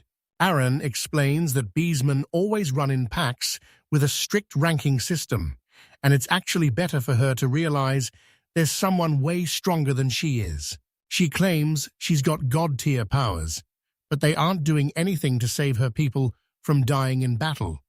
And Aaron can see she's completely exhausted, just like Iselin was right before she gave up her crown. Aaron admits that when she first met the hero, she totally thought she'd just take him out easily and finally feel satisfied. Suddenly, she snaps back to reality and apologizes to our hero, saying she just got spaced out and he should totally ignore her. Tadashi is totally shocked that Aaron ended up just like Isolane, and he can't believe such a young girl has to deal with something so heavy. The hero tells Aaron she's got nothing to be sorry for. He lets her know she can always count on him. Aaron is super hyped to hear that. Tadashi promises she starts tearing up and gives the hero a massive hug, while he's just totally shocked that even Aaron actually wants to protect someone. Aaron screams that Isolane just got lucky, but she's convinced the hero is finally going to pick her today, while Tadashi panics and yells that he didn't mean anything by it. Aaron says the hero just needs to suck it up, and while that definitely gets on Tadashi's nerves, he's just glad his words actually helped Aaron feel better. The sun's up, and as the hero and Lisa head out of his room, Aaron suddenly leaps out with a drink to scream, "Good morning," while Tadashi points out that Iceland has a seriously wild sleeping position. Our hero lets the girl crash on the bed, and Aaron admits that if she wasn't so gutsy, she would have done the exact same thing anyway. Our hero reveals that Aaron was the one who went behind Lisa's back, but she just shrugs and says she's totally used to it by now. Tadashi was totally sure about his stamina, but Iceland still managed to knock him out of the race.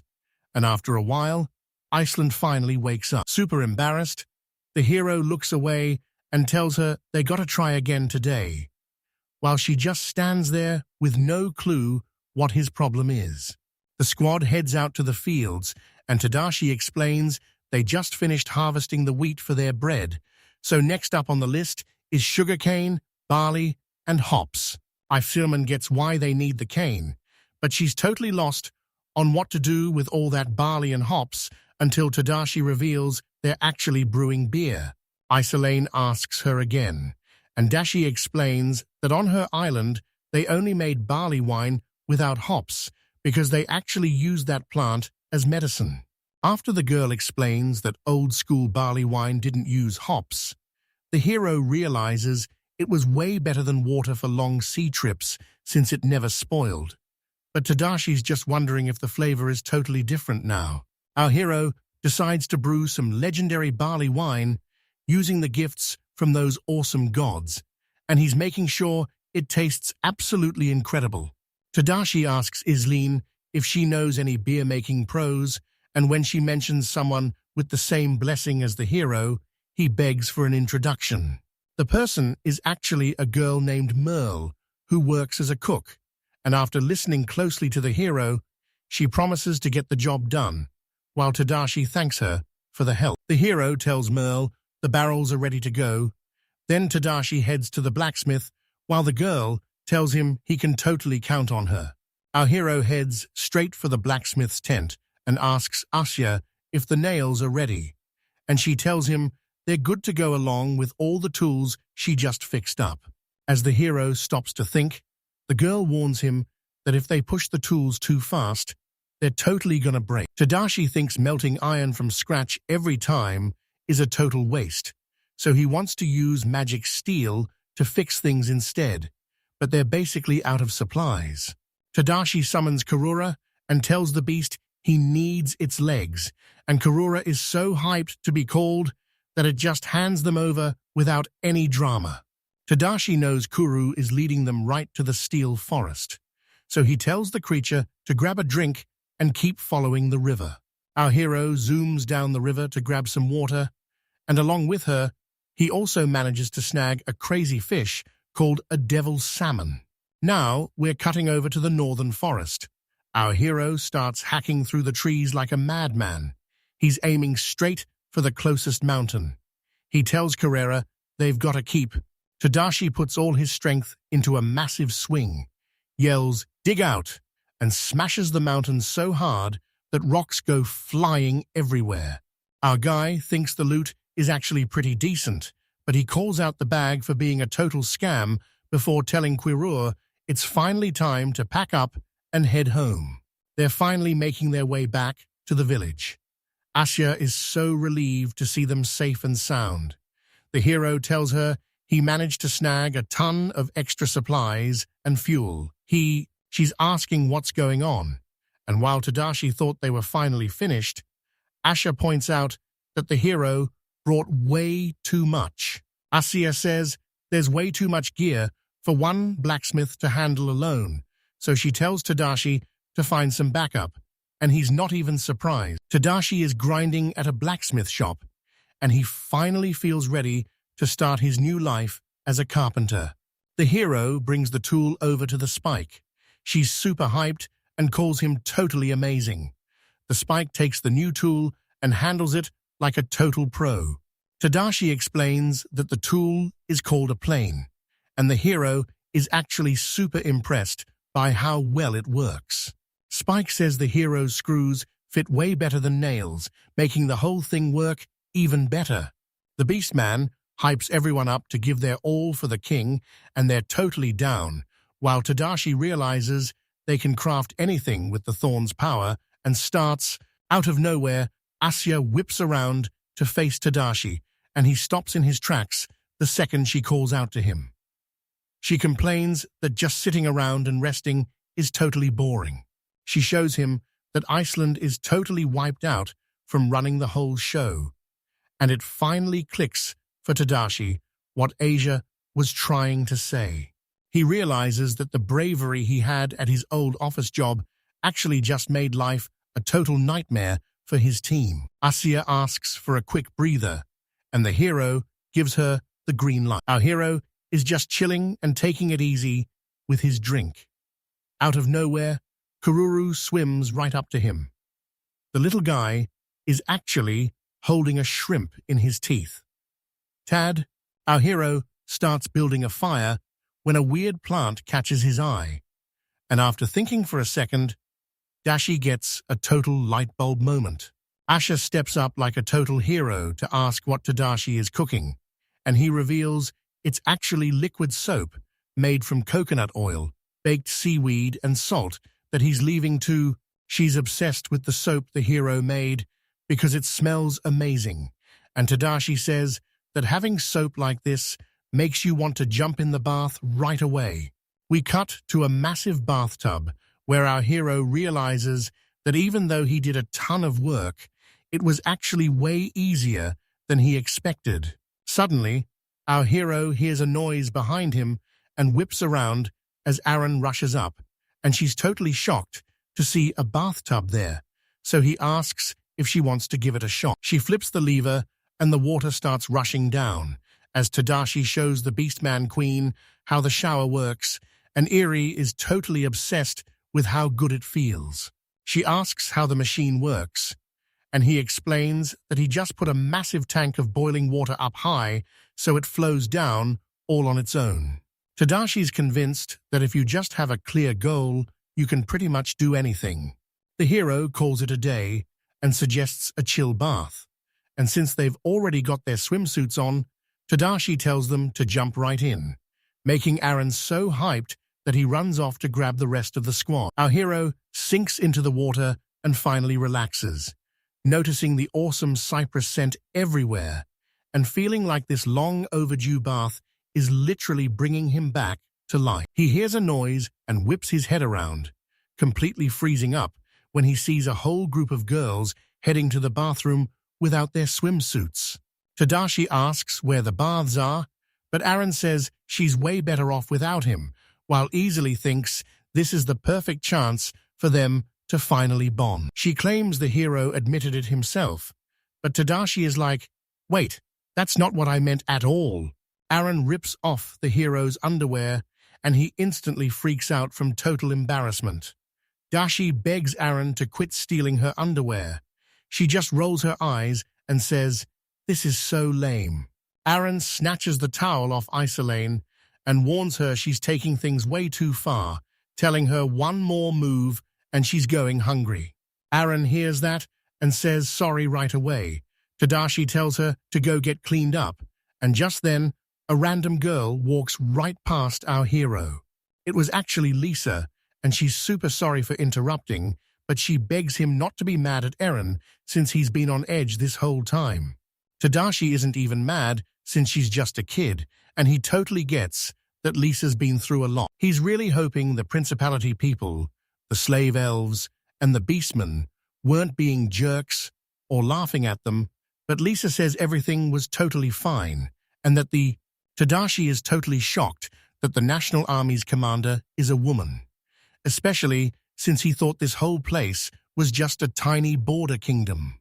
Lisa reveals they didn't even care about the Flounder Islands. They just used them as a base to launch a surprise attack on the Demon Kingdom from the other side. She says they had their own squad and fought back with everything they had, but the enemy's female leader was a total nightmare. She says that even though the commander is a royal, she charged the front lines and wiped out a whole group of soldiers in a single hit. Lisa reveals that's how she lost her arm, and while Tadashi thinks her story is totally wild and she's clearly got some crazy powers, he's definitely not looking to pick a fight with them. Lisa knew the Duchy's army was desperate for food, so she agreed to be their personal bank and supplier just to make sure her people stayed safe. Tadashi suspects the Duchy wants to disarm the elves, hit them with massive taxes, and turn them into slaves, which he thinks is totally disgusting. Lisa asks if she can ask him something. Tadashi says, yeah, and she leans in close to whisper right in his ear. She asks how he can even handle being so close to a girl, and when he gets all flustered, she immediately apologizes, thinking she totally offended him. Lisa's honestly shocked the guy kept his cool, being stuck with her and Lady Iseline, but Tadashi just tells her she's a total catch too.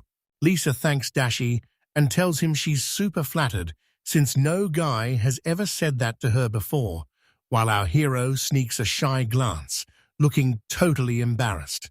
Suddenly, Tadashi gets a wild idea and tells Lisa she needs to set some boundaries by literally drawing a line, but she just stares at him like he's totally lost his mind. Once the beer is ready, our guy plans to throw a massive festival for the gods and even host a traditional Shinto wedding. She's totally focused on the wedding and that specific Hatsuhana ceremony, but the hero's like, wait, is this actually an elf thing? Lisa explains that once girls hit a certain age, they give flowers to their dream guy at the spring festival, and if he takes them, they're officially married. Lisa explains that they were totally trapped back then, with zero freedom because they were literally fighting just to stay alive. The hero realizes from Lisa's story that it's actually normal for girls to propose, and Tadashi thinks that's exactly why Iceland is so full of energy. Lisa asks what his dream wedding looks like, and Tadashi says he wants her wearing a wedding cake, a stunning outfit, and a ring exchange, which Lisa thinks sounds like a massive party. Tadashi is totally sold on the idea, thinking that if he and Iceland are getting engaged, they've got to hunt for wedding dresses, craft their own rings, and even pick out the perfect ingredients for. Our hero is actually giving it some serious thought. Suddenly, he and Lisa hear a voice behind them and whip around. It's Erin. She asks if Lisa is really trying to talk. All the girls immediately snap their heads toward him, and Tadashi had to clarify right then that he never promised to marry every single one of them. He realizes nobody's going to listen to him now, and he can tell things are about to get crazy all over again. The next day rolls around, and the hero's main goal is getting the wedding ready. So Tadashi has the guys making the drinks, while Lola the seamstress handles the bride's dress. Our hero knows he's got to handle the rings and the cake next, but he's totally lost on where to find rare gems or even what ingredients to use for the bake. Out of nowhere, Asiya yells his name and screams that something went totally wrong. The hero tells the girl to take a quick breather, but Asa snaps that they don't have a single second to waste. She tells him to check out what happened, and he's shocked to find a pile of diamonds, rubies, and sapphires that she says just fused with his own magic minerals. Tadashi thinks back to his trip to the blacksmith, realizing he was totally wrong about magic minerals not being able to mix with other stuff. Tadashi's just glad Asha found them because he was totally stressing over those rings, and now she's asking the hero if he actually trusts her to make them. Tadashi agrees right away and leaves everything in her hands, so Asya thanks him and promises to build them with the pride of a total pro. Tadashi thinks the ring drama is finally over and it's time for cake. But then he realizes they're totally out of milk and eggs, so now he's on a mission to find some cows. Our hero is standing there totally lost when Kurururu suddenly swoops in from behind, and while Tadashi asks Tom what he wants, the creature just grabs him and flies away. Tadashi asks Kurururu where they're even going as they reach the woods, wondering if it's actually safe to head that deep into the forest. But then the animal suddenly freezes, and Tadashi warns they've gone way too deep into the woods, just as Kururu starts growling at the trees. Our hero is totally confused. He spots a massive crowd of cows and roosters right in front of him, so Tadashi jumps onto the carriage and starts yelling that he's got food for them. The beast completely ignores Dashi's idea, but then Kururo jumps in and starts barking so loud that every animal there freezes in pure terror. Tadashi treats these wild beasts like they're just little pets that need training. so he offers them a deal again, promising to show them a spot with way better food and water if they just give him some eggs and milk in return. Kuru growls at the beasts again, and they're so freaked out that they start listening and get ready to follow Dashi. Our hero is just chilling on Kurururu's back, leading a whole pack of animals, bragging that taming them is actually super easy if you just try, while our hero makes it back to the village and figures that since farming is a human job, raising cattle is definitely part of the deal. Out of nowhere, Eren and Iseline walk up to him, and Iseline says she brought seeds for the first flower ceremony, but then she sees something that totally shocks her and asks what it is. Our hero thanks them for the seeds, says the new animal sheds are perfect, and tells everyone they need to start planting those flowers right now. Eren points out how insanely beefy the farm animals look, but Iseline explains these devilish cows and chickens are actually 100% real. Eren asks if they can tame demonic cows and chickens, but Iceland shuts him down, saying humans and magical creatures are impossible to control.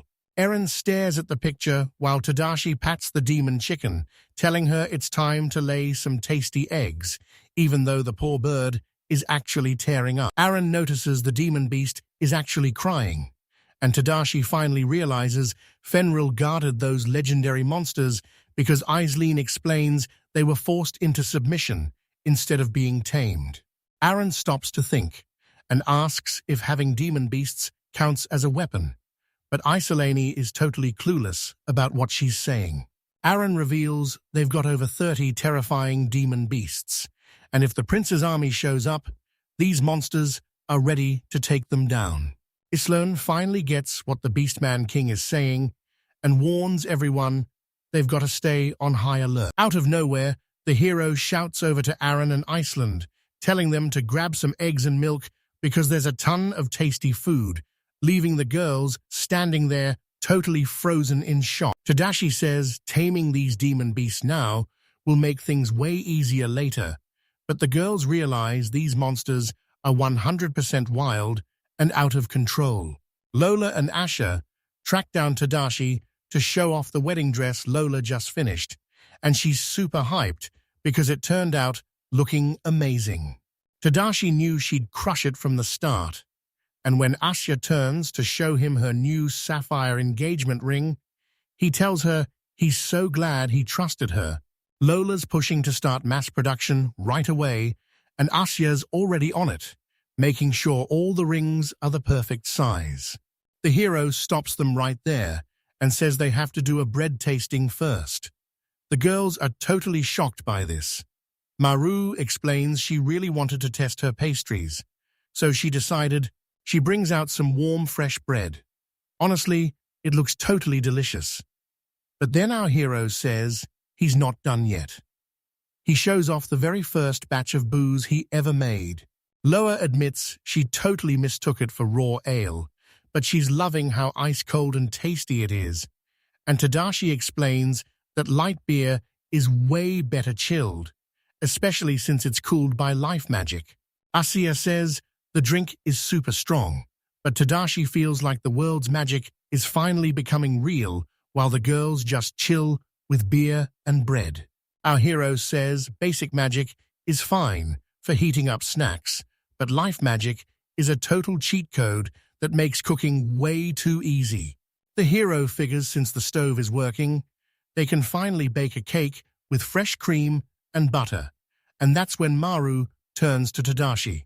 She claims he's nice to literally everyone and wonders if a girl like her could ever get married, leaving him totally stunned since he has no memory of her saying that at all.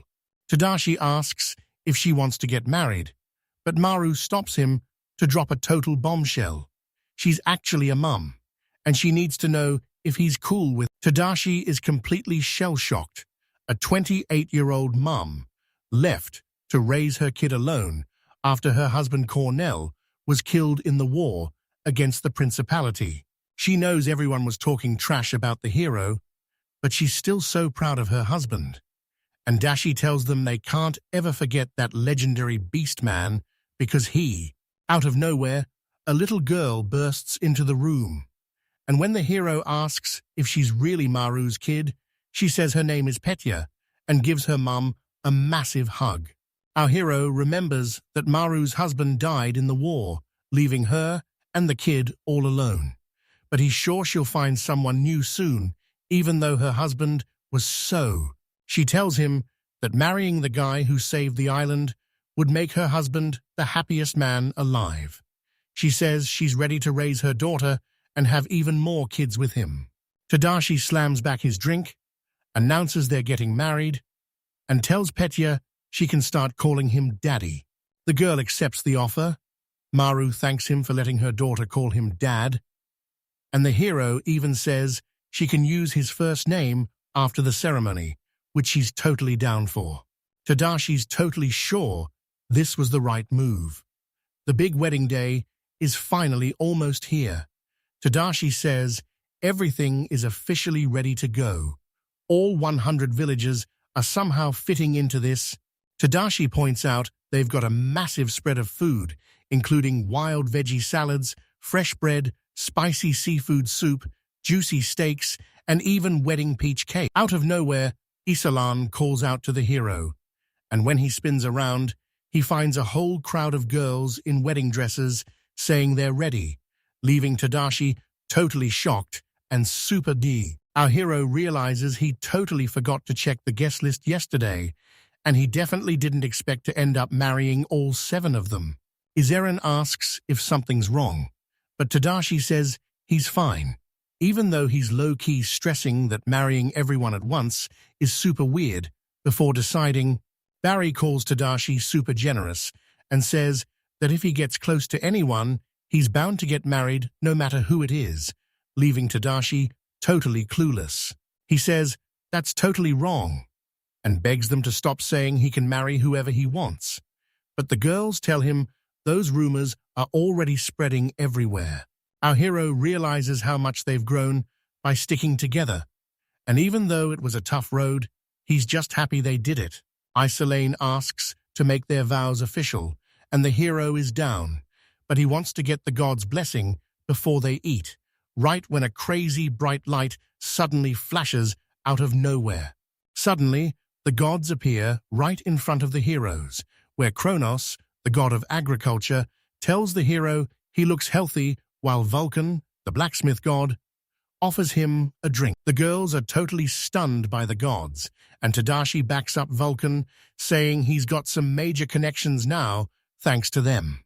Vulcan's been hyped for this day forever, and as the gods finally taste Tadashi's drink, Vulcan takes the first sip and says it's actually legit. Perono starts roasting his attitude.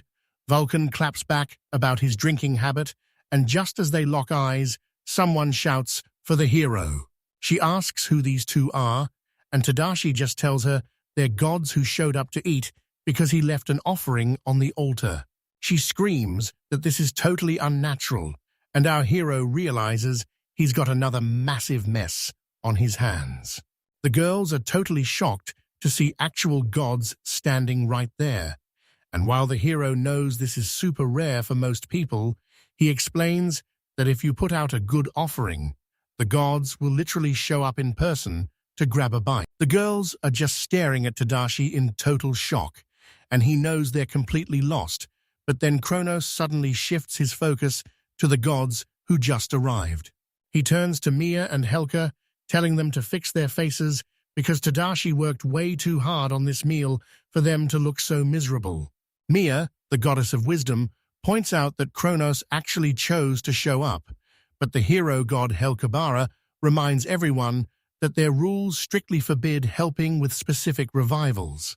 Hronos calls out the hero god for being a total pain again and asks if that armor is why he's acting so heartless, but Helkabars just snaps back like it. 2 gods start throwing down, but Tadashi jumps in to break it up and tells them they should grab a snack since they've been working so hard. The god of heroism takes his first bite and is totally blown away by the flavor, while Tadashi explains that this incredible soup is actually made from algae and fresh seafood. Kronos says it's actually super common for the god of farming to give Tadashi's food a full 7 stars. Mia eyes the beef-tail soup and says it's honestly impressive that their followers are giving them such high-quality food these days. Kronos calls over the goddess of healing, telling her they put in a ton of work and she needs to come give it a taste. The healing goddess Alicia tries to act like it was nothing, but Tadashi speaks up and tells her they're seriously thankful for that herb. The goddess claims the hero did everything solo, but she finally gives in since he keeps pushing, and Tadashi is totally shocked when she suddenly starts scarfing down meat. He's totally shocked to see Alicia eating meat. Then Exiled turns to the goddess of healing and tells her she's always looking out for them.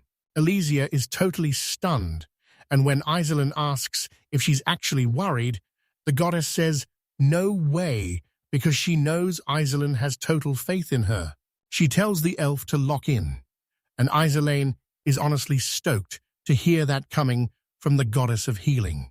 Kronos asks Tadashi if he's actually the monster god.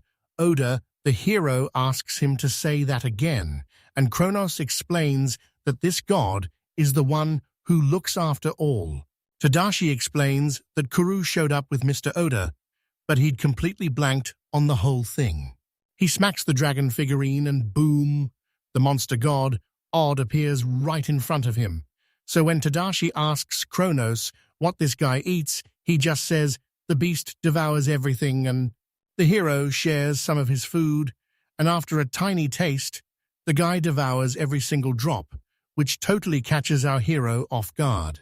Tadashi asks Mara if she wanted more, and she says yeah, but then Vulcan yells that the drinks are totally gone and demands a whole new barrel, so our hero just tells them the gods are having a blast and stuffing their faces. So Tadashi tells Kronos they should just have the wedding now, since the whole squad is together, and Kronos just says he's never been happier. Our hero says they've got to make sure Mr. Kronos and the people who care about them finally get married. Kronos brags that as the god of farming, he'll give them massive harvests and tons of kids, making him the perfect one to oversee their marriage. Kronos kicks off the ceremony, and Tadashi is just relieved the guy isn't actually drunk for once. The wedding finally kicks off, and the hero explains a local tradition called the ceremony of the first flower, even though the islanders have literally never seen a wedding before. Tadashi tells Kronso it's finally time to say their oaths and swap those wedding rings and lilies. Prono mentions that having multiple wives is common in his world, but he's never seen a wedding like this, and when he says it's just like Tadashi, Tadashi is completely caught off guard. Pronos suggests they swear the oath at the temple, and just as the hero agrees, someone suddenly calls out to him. His 7 brides were all begging him to take their flowers, so the totally embarrassed hero asked if they could just go one by one. He slides a ring onto each girl's finger one by one, and they're all totally hyped. Kronos says their marriage is the real deal, blesses their future kids to be super successful, and the hero gives him a huge thanks for the kind words. Kronos starts roasting the other gods for not bringing any wedding gifts for Tadashi and the crew, but Vulcan is totally clueless about what he was even supposed to get them. Pronto thinks this might be a brand new star from the gods, but Mia tells the god of agriculture he's just talking crazy. Chrono calls her out for being a total cheapskate, but she claims giving Tadashi a gift would literally wreck the world's balance, and Alicia totally takes Chrono's side. She offers a star to every one of the hero's brides, and Exiled is totally hyped when he hears the news. Mia says she's totally against these gifts, but Kronos points out she's the only one who hasn't tried them yet, so she turns her gaze toward Tadashi. She tells him she's bringing in her smartest merchants, and after the hero thanks her, he realizes these guys are actually traders from the borderlands. Aaron suddenly shows up, and when Tadashi asks if she got a gift, she says yeah, she got it from the hero deity of Mr. Helka Barris. Our hero tells Aaron there's no way he's marrying her, but she claims his mind has gone totally into the gutter, even though he keeps shutting her down every chance he gets. She laughs it off and says she's just kidding since it's way too early to see him like that, but she admits she'll definitely be thinking about it later, whether she wants to or not. Dashi hasn't said a single word about it yet, but he's already realizing that trying to handle 7 wives is going to be a total nightmare. Out of nowhere, he hears a shout, and Iceland tells him she's so glad they got married, while all the other girls cheer that they're happy too. The hero says he's just as hyped as they are, thinking about how marriage wasn't even on his radar in his past life. Our hero was worried he'd be stuck by himself forever, but in this new world, he's actually got people by his side. The girl whispers about how wild it is that the king can bring gods down to earth, but the others aren't even shocked since their eyes match, and they're all part of this blessed legend. Everyone knows Dashi is the god's favorite king, and the girls say his cooking is so fire that it's the real reason the deities keep visiting. Tadashi thinks this village is about to become holy ground for the gods, so instead of worrying about what's next, he's just going to start farming the land. And that's how the legend of Tadashi, the king of food, finally kicked off. The wedding party was so wild, it didn't stop for the entire night. Then Island suggests, Lisa asks the girl if she's cool with being flat-chested and if she's worried about the competition, but then she points out that everyone has different tastes, like how Tadashi, our hero, thinks the girls are just fighting over the order, so he tells them they're all exhausted and it's time to hit the hay. The girls are totally refusing to go to sleep, when suddenly Maru looks at Tadashi and asks if he's got any experience, leaving him completely clueless about what she even means. She points out that nobody else has a clue what they're doing, which could be a disaster, and her argument is so solid that the hero is totally sold. Daishi tells Mara she should just tell everyone, and she thinks that's a pretty solid plan. But then she says she needs a partner for some visual learning. Our hero is completely frozen. Tadashi thinks it's a total waste, saying that even if another girl tried, there's just no one else like her. Maru offers him a ship and mentions the girl is a half-beast just his age, making him realize she's totally trying to play matchmaker.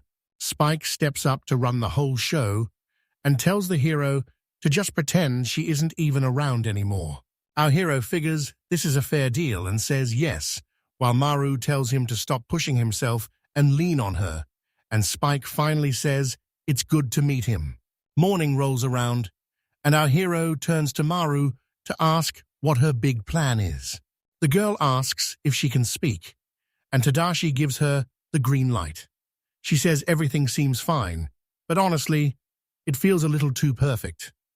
Maru then reveals the test was a success, meaning Tadashi is now in huge trouble, but he's totally confused and has no idea what she's talking about. Maru screams at the hero to stay sharp because he's in serious trouble, warning him that if he lets his guard down for even a second, his own partner will end him. Tadashi figures she's so strong because the god of agriculture blessed her with insane 7-star power. He knows he's got to push forward and reach that royal garden no matter what it takes. Tons of people from the Kanbar archipelago started swarming into the village of the descendant gods. The Tadashi kingdom's population is blowing up super fast. It wasn't long before now we're heading to the capital of Frontrunner Century, a place that started with just one brave guy and 100 soldiers before blowing up into a massive kingdom with a huge army. This is Matilda von Frontrunner, the only daughter of the big boss running the Frontrunner County. Right now, she's stuck at her desk, completely buried under a massive pile of... The girl is totally zoned out until Eugene von Fontaine suddenly walks into the room and she looks up right as he turns toward her. He's there to report some creepy stuff going down at the Kanbar Islands, So the girl asks if their main attack base is safe and what's actually happening there. Ochin says, the stories warn there isn't even enough to go around for half the people on the islands. He warns that these insane taxes might make everyone bail, so they need to jump on this problem immediately. Matilda tells them to just leave it. And while the guy tries to argue, the girl demands to see the commander right now, as Ojin warns them to stop being so disrespectful to someone like him. OJN warns the commander that there are still people in the country and he needs to think twice, but the girl just says their counterattack is almost ready and they don't even need to check the... Matilda actually says sorry to Ogino Base for losing her cool, then she just stares out the window at the city. She's sure they're finally about to crush the Magic King, and as a nice breeze hits her, Matilda knows that if they don't strike this very second, she's totally convinced their big attack is gonna work. And in her mind, there's literally no other way to win this. Cut to the Divine Village fields, where Tadashi is grinding away and realizing that over 5,000 islanders have already arrived, with more showing up every single day. He knows they own a ton of land, but it's never enough for him, when suddenly a voice calls out to our hero. Isolane comes charging in on Kururu, screaming that something's gone totally wrong, and the hero immediately asks her what's going on. Isolane mentions a new group wants to move in, but the hero is just like, wait, what's the problem with that? She warns them that hordes of dwarves and cat demons are swarming in, and this is a total emergency. Out of nowhere, a girl pops up on Kuru, and Tadashi immediately asks Iceland to hook him up with an introduction. She reveals herself fully and asks if the hero is actually Dashi Farmer, the king of this whole country. The hero asks the girl who she is, but Iceland suddenly cuts in, calling him a traitor and the leader of the cat demon caravan. She's super stoked to meet them and introduces herself as Shinku, the leader of the cat ears trading caravan. Islia thinks that's a pretty wild name for a trading group, and the hero points out that cat demons are actually just part of the cat race. Shinku says they rock the cat ears and tails, so customers won't forget them, but then the girl asks if the hero has actually been reborn. She thinks Goddess Mia sent followers his way, claiming the hero lit up the whole place and built a village and farm in a total flash, which is exactly why she's convinced he's been reborn. Shinku asks to scout the area for later, and the hero says, go for it, but he's got to head out to meet with the dwarves. Iceland steps up to help out, offering to watch over Sinka while the hero meets with the dwarves, and Tadashi gives her the thumbs up since he's totally counting on her. Our hero leaps onto Kurura and tells the gas not to wait up as he heads off to meet the dwarves. Our hero finally makes it to the spot and sees a bunch of dwarves right in front of him, so he starts closing the distance. One of the dwarves shouts out, asking if he's the king of Tadashi, and our guy says, yeah, before asking if this dwarf is the one in charge. The dwarf nods and introduces himself as Overrun, the leader of the gnomes from the massive mines of Front Rain. Ashi tells them they've got plenty of extra land, so the dwarves are totally free to move in. He's even going to make sure there's enough food and trees for everyone, so they can live in the mountains right by the village mines. The hero mentions that the mountains are packed with magic ore and even rare jewels, making Overnon wonder if Tadashi should really be leaking such a massive secret. The hero says he's just following Mr. Barkin's orders, so he's finally decided to trust him from now on. The dwarf starts crying happy tears the second he hears the news. He keeps calling the hero the most generous guy ever. He even promises to serve King Tadashi for the rest of his life. The hero, Tadashi, reaches out his hand and offers to hit the mines right away, telling the dwarves they're officially a team now, and the dwarf shakes on it, promising to fight right by his side. Our hero figures there's a mining village up north run by Oberon and his dwarf squad, and he's planning to hook them up with all the gear they need. Down south on Kanbar Island, 1,000 settlers are moving in while the cat demons start building a massive international trade port. They're building a fort right by the river in the middle of every area to serve as the kingdom's main base. Shinku says the trade is going exactly as planned, but she warns him that exporting magic iron and steel is totally forbidden, leaving Tadashi wondering why they're so strictly off-limits. She says the whole country is gearing up for war, and these weapons made of magic iron and steel are going to give them a massive edge. Isolane asks what kind of war Sinkyu is even talking about, and the girl warns that letting this many people show up is basically a total declaration of war. Isolane promises they'll ditch the island the second their debts are paid, and since this place was only meant for people who couldn't live in the Principality anyway, the big shots won't even notice they're gone. Shinku calls the girl too naive and explains that everyone is ditching Ganbar Island, while she laughs because the people in charge are way too stupid to even notice. She's already cooking up a genius counterplan for every possible scenario, and Tadashi's totally counting on her since he doesn't know the first thing about military tactics. Shinku tells him he can totally count on her, and Overon promises the dwarves are going to go all out for their king.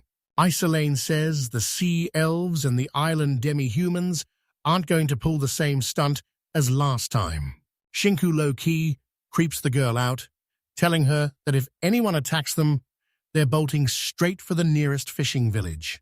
Aaron tries to hype her up by saying she's got all the courage they need, but Shinkus sarcastically asks to hear her genius plan until the hero finally steps. He says he's waiting to hear back from both of them, and Shinku's sure they can take down the Count's massive army if they just stay organized and stick to the plan. She says it all comes down to Tadashi's strength now, but the hero is totally lost and asks what she even means. She tells him his insane power is straight from heaven, and Shinku's heard it can actually cleanse this entire world. He admits he hasn't totally mastered his power yet, so he's worried he's just not strong enough to win this fight. Shinku turns to Tadashi and tells him to stop being so judgmental, explaining that the hero's power is actually what made this land thrive, leaving him totally stunned. Tadashi says he'll think it over, but he knows he's ready to go all out to keep his friends safe, because as a king, he's got to protect his people no matter what. Back at Century Palace in Frontrunner, Matilda is totally losing it, because the massive mine their whole country depends on is finally up and running.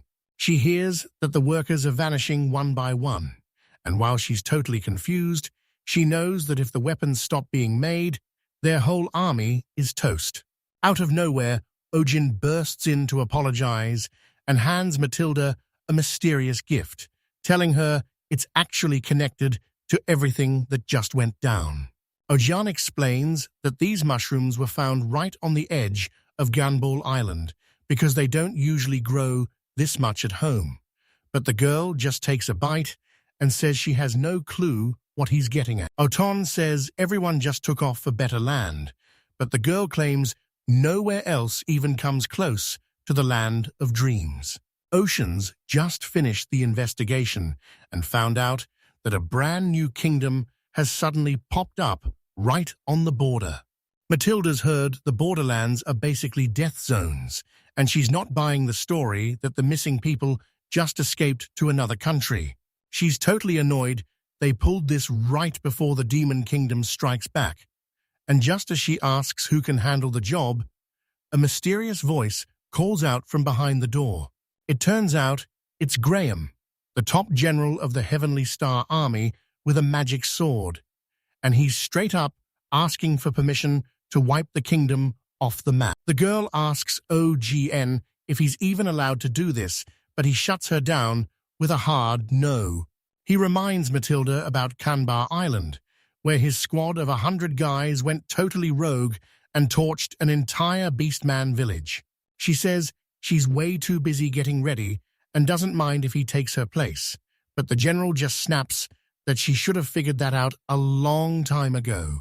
Eugene tries to argue, but Matilda shuts him down, saying she's putting all her faith in the Graham squad, while Eugene just stares in total shock. The girl warns Graham not to mess up this time, and he promises he's going to deliver.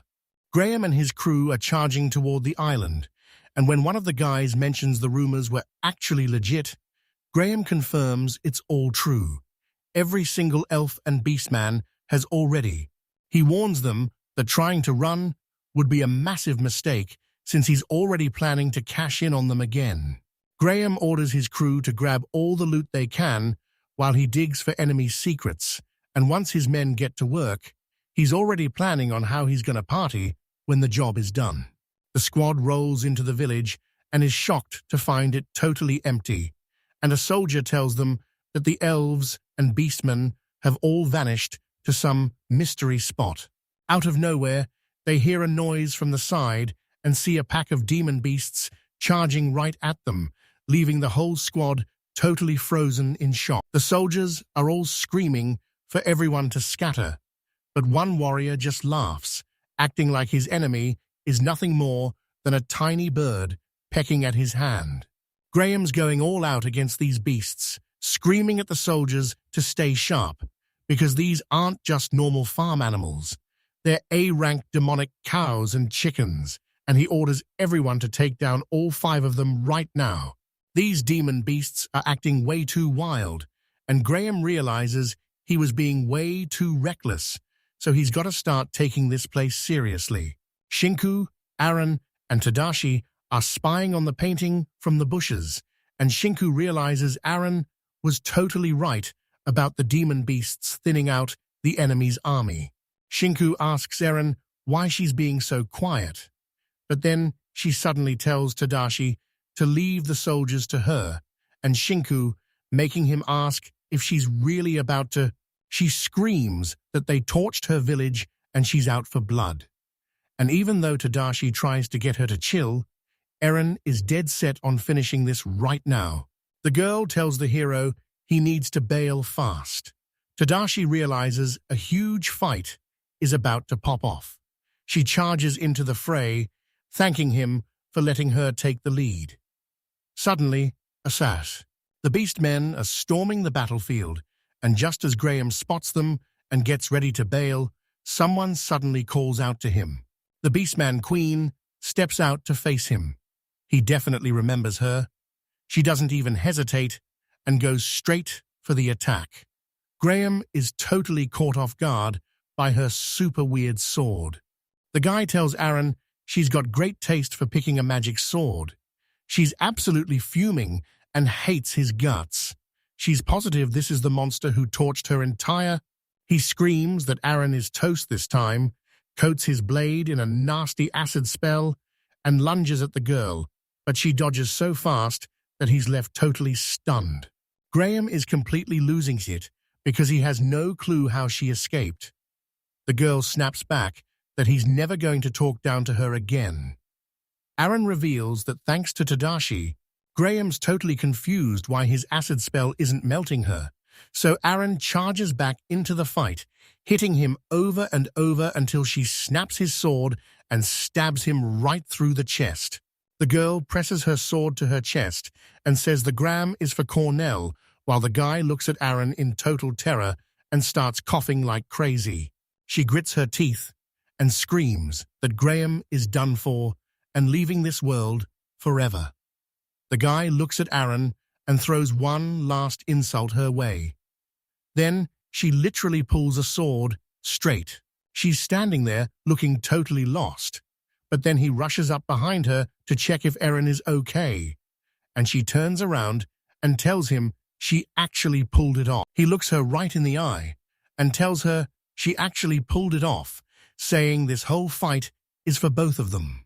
We jump over to Century Castle, where Matilda hears Graham's squad got wiped out, but she refuses to believe a guy with a demonic sword actually lost until Ojan tells her it really happened. He says the soldiers who barely made it out alive told him their squad got jumped by demons and beastmen, but the girl just asks him again. She asks if the kingdom next door is using demon beasts. Ojan admits they totally underestimated the enemy, and she is getting seriously annoyed. But she says this info is actually a big deal right now, and Ojin explains they get their intel from travelers and smugglers moving across the border, especially since a letter just arrived from the neighboring Tad. Matilda unfolds the letter to find Ojin demanding a meeting with the leaders to settle some major issues, especially what happens to the captured soldiers. Matilda says she's coming to explain everything, but Ohen asks if she can really handle this on her own. She tells them that since she's the squad leader, there's no way she's ditching her teammates while they're still locked up. Ojin looks at her in total shock and tells her he's going to go get everything ready. She says the legendary Order of the Heavenly Star got totally wrecked by the beasts, admitting it was a massive fail to underestimate them and just leave everything to chance. Ojin tells Matilda to stop being so reckless and making the same mistakes, but she snaps back that she's not a kid anymore. She's clenching her fists at Ogino base, but he tells her that a real leader needs to stop and actually see what's going on first. Matilda shouts that they can't just sit around, so they're setting sail for the Kambala Islands right now with 2,000 knights and 20,000 legionnaires exactly like they planned. The girl says she's taking 1,000 knights with her overseas. Ojin offers to back her up at the negotiations, and she's totally down for it. Everyone finally hits the island and starts wondering what kind of crazy port the Tadashi kingdom is trying to build. But as they pull into the dock, Matilda is totally confused about where they even... Ojin explains that the Shinku and Katie companies are backing them up, and they've even got the God of Wisdom on their side. Matilda notices there isn't a single warship or soldier in sight, thinking that for such a rich place, they're surprisingly weak. But Ohen wonders if they're just hiding their true power. Munchin warns that terrifying demon beasts from the borderlands are fighting for the Tadashi kingdom, and he's told Matilda 1,000,000 times to never let her guard down. She says she already knows, but then someone calls out from behind her. It's Tadashi, and he asks if they're the ones representing the Principality. She asks who they are, and he reveals he's Tadashi Ono, a simple farmer who's actually the king of the whole country. She's totally shocked that a regular human caused all this chaos, while Ojin whispers to Matilda and points right at the hero's hand. He shows her the 9 blessing stars on his hand, explaining that people always call it super rare, since he's got 7 stars in farming, blacksmithing, and even being a hero. Matilda thinks there's no way the hero has that many stars, but when Ojin tells her it's for real, she totally loses it because she thinks the whole thing is just a massive joke. Ojin thinks it's impossible to build a kingdom this rich in such a total wasteland. But if the hero really has the god of agriculture's blessing, then it all finally clicks. And man, Tadashi remembers the peace talks where Shinku made a simple offer. They'll return the captured knights and forget the invasion, as long as the kingdom finally recognizes them and leaves them alone. Matilda thinks they're just being cocky and reminds them that the heroes took out 10,000 of her people, but Shinku fires back that this is just what happens when your kingdom is a total... Tadashi points out that Matilda's kingdom is literally starving.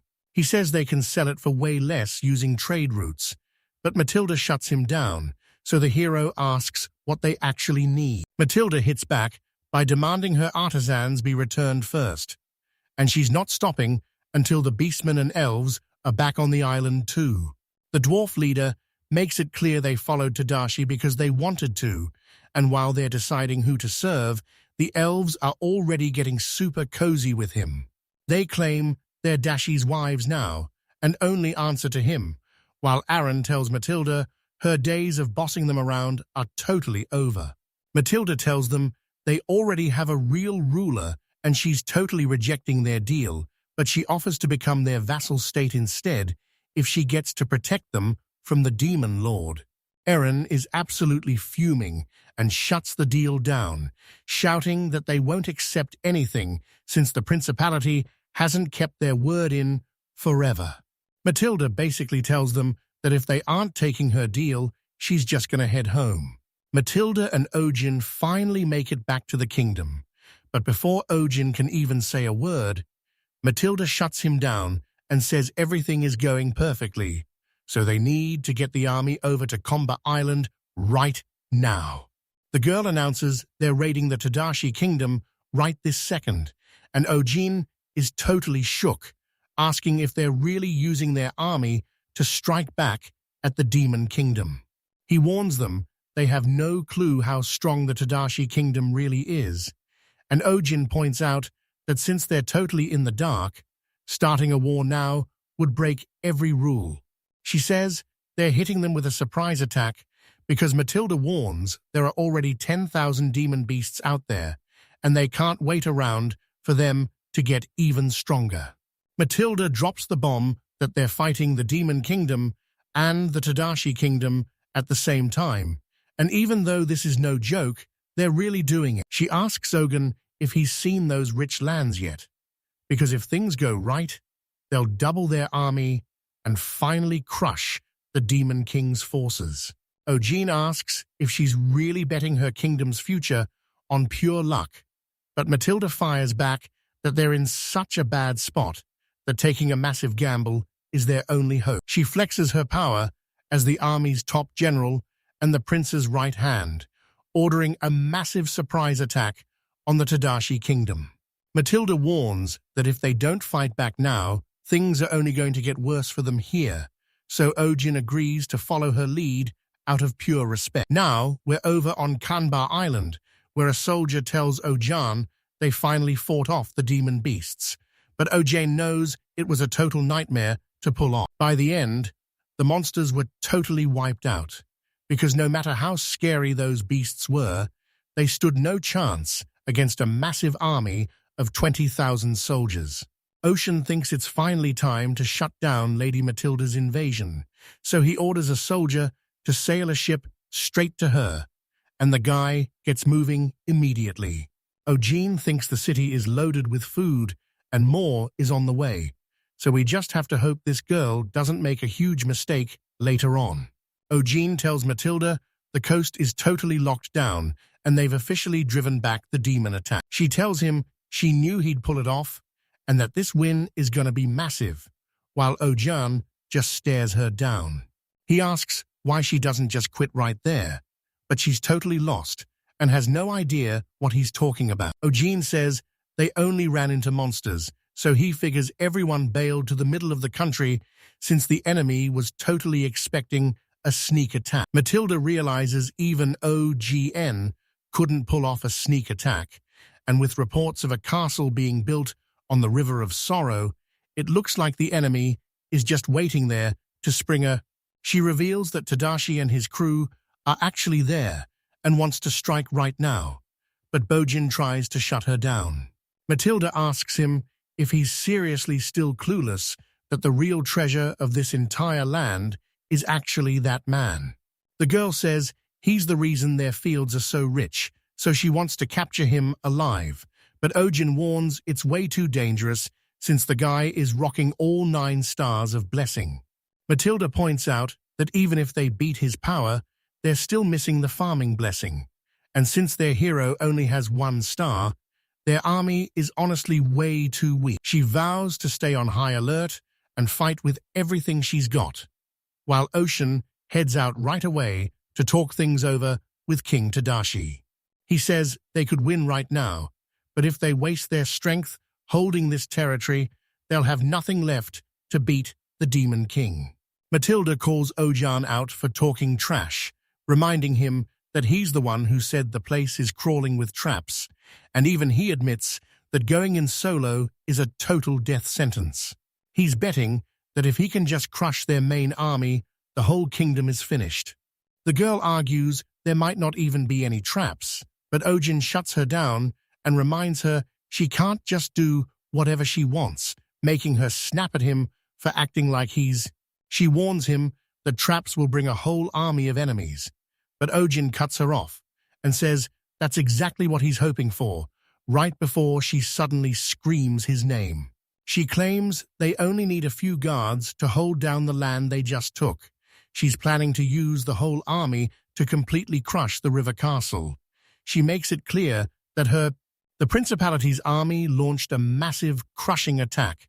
And while our hero totally saw this coming from his past experiences, a few people were still stuck at the docks and couldn't get away fast enough. Tadashi is praying that the prediction is wrong, but then Eren suddenly swoops in on Kura to tell him there are 200,000 enemies headed their way.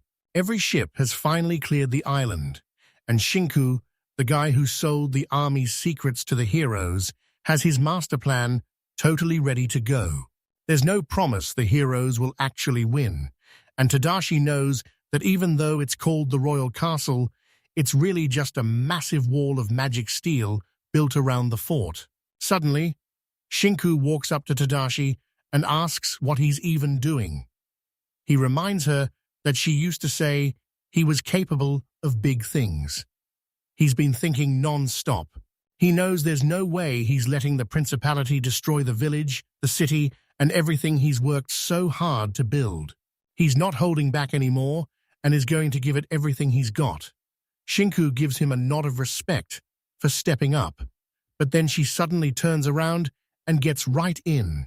She kisses him and pulls back, promising that if he wins the whole war, she'll finally let him marry her. Our hero looks at her totally embarrassed and admits that this is actually what she's always wanted.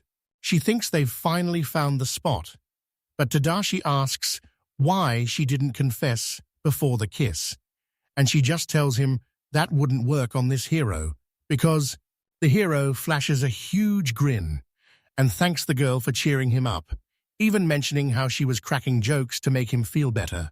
Shinku confirms it's true, and the hero realizes he only made it this far because of all the friends he's met during his long journey in this world. Eyes align the elf, Aaron the beastman, Overon the dwarf, Sinku the catgirl, and Karuru the Fenrir are the hero's absolute ride-or-die squad. Right then, he remembers exactly what Kronos told him about a poisoned river of mourning nearby, and realizes his agriculture blessing can totally clean up the water and the land. He remembers his epic blessing that once saved a poisoned river in a total wasteland. So he dips his hand in to start purifying the water right now. Over on the enemy ship, Ojin and Matilda hear screams and rush out of their cabin to find out what's wrong, only to be told the hull is being chewed through right as a massive fish leaps onto the deck. Matilda asks what this creepy monster fish is, and Ogun tells her it's a savage devil salmon that lives in poisoned rivers. The girl says she looks like a total legend. Matilda asks why she's even there, and Ojin thinks it's all Tadashi's power. But then Ojin realizes something that makes him freak out about his army.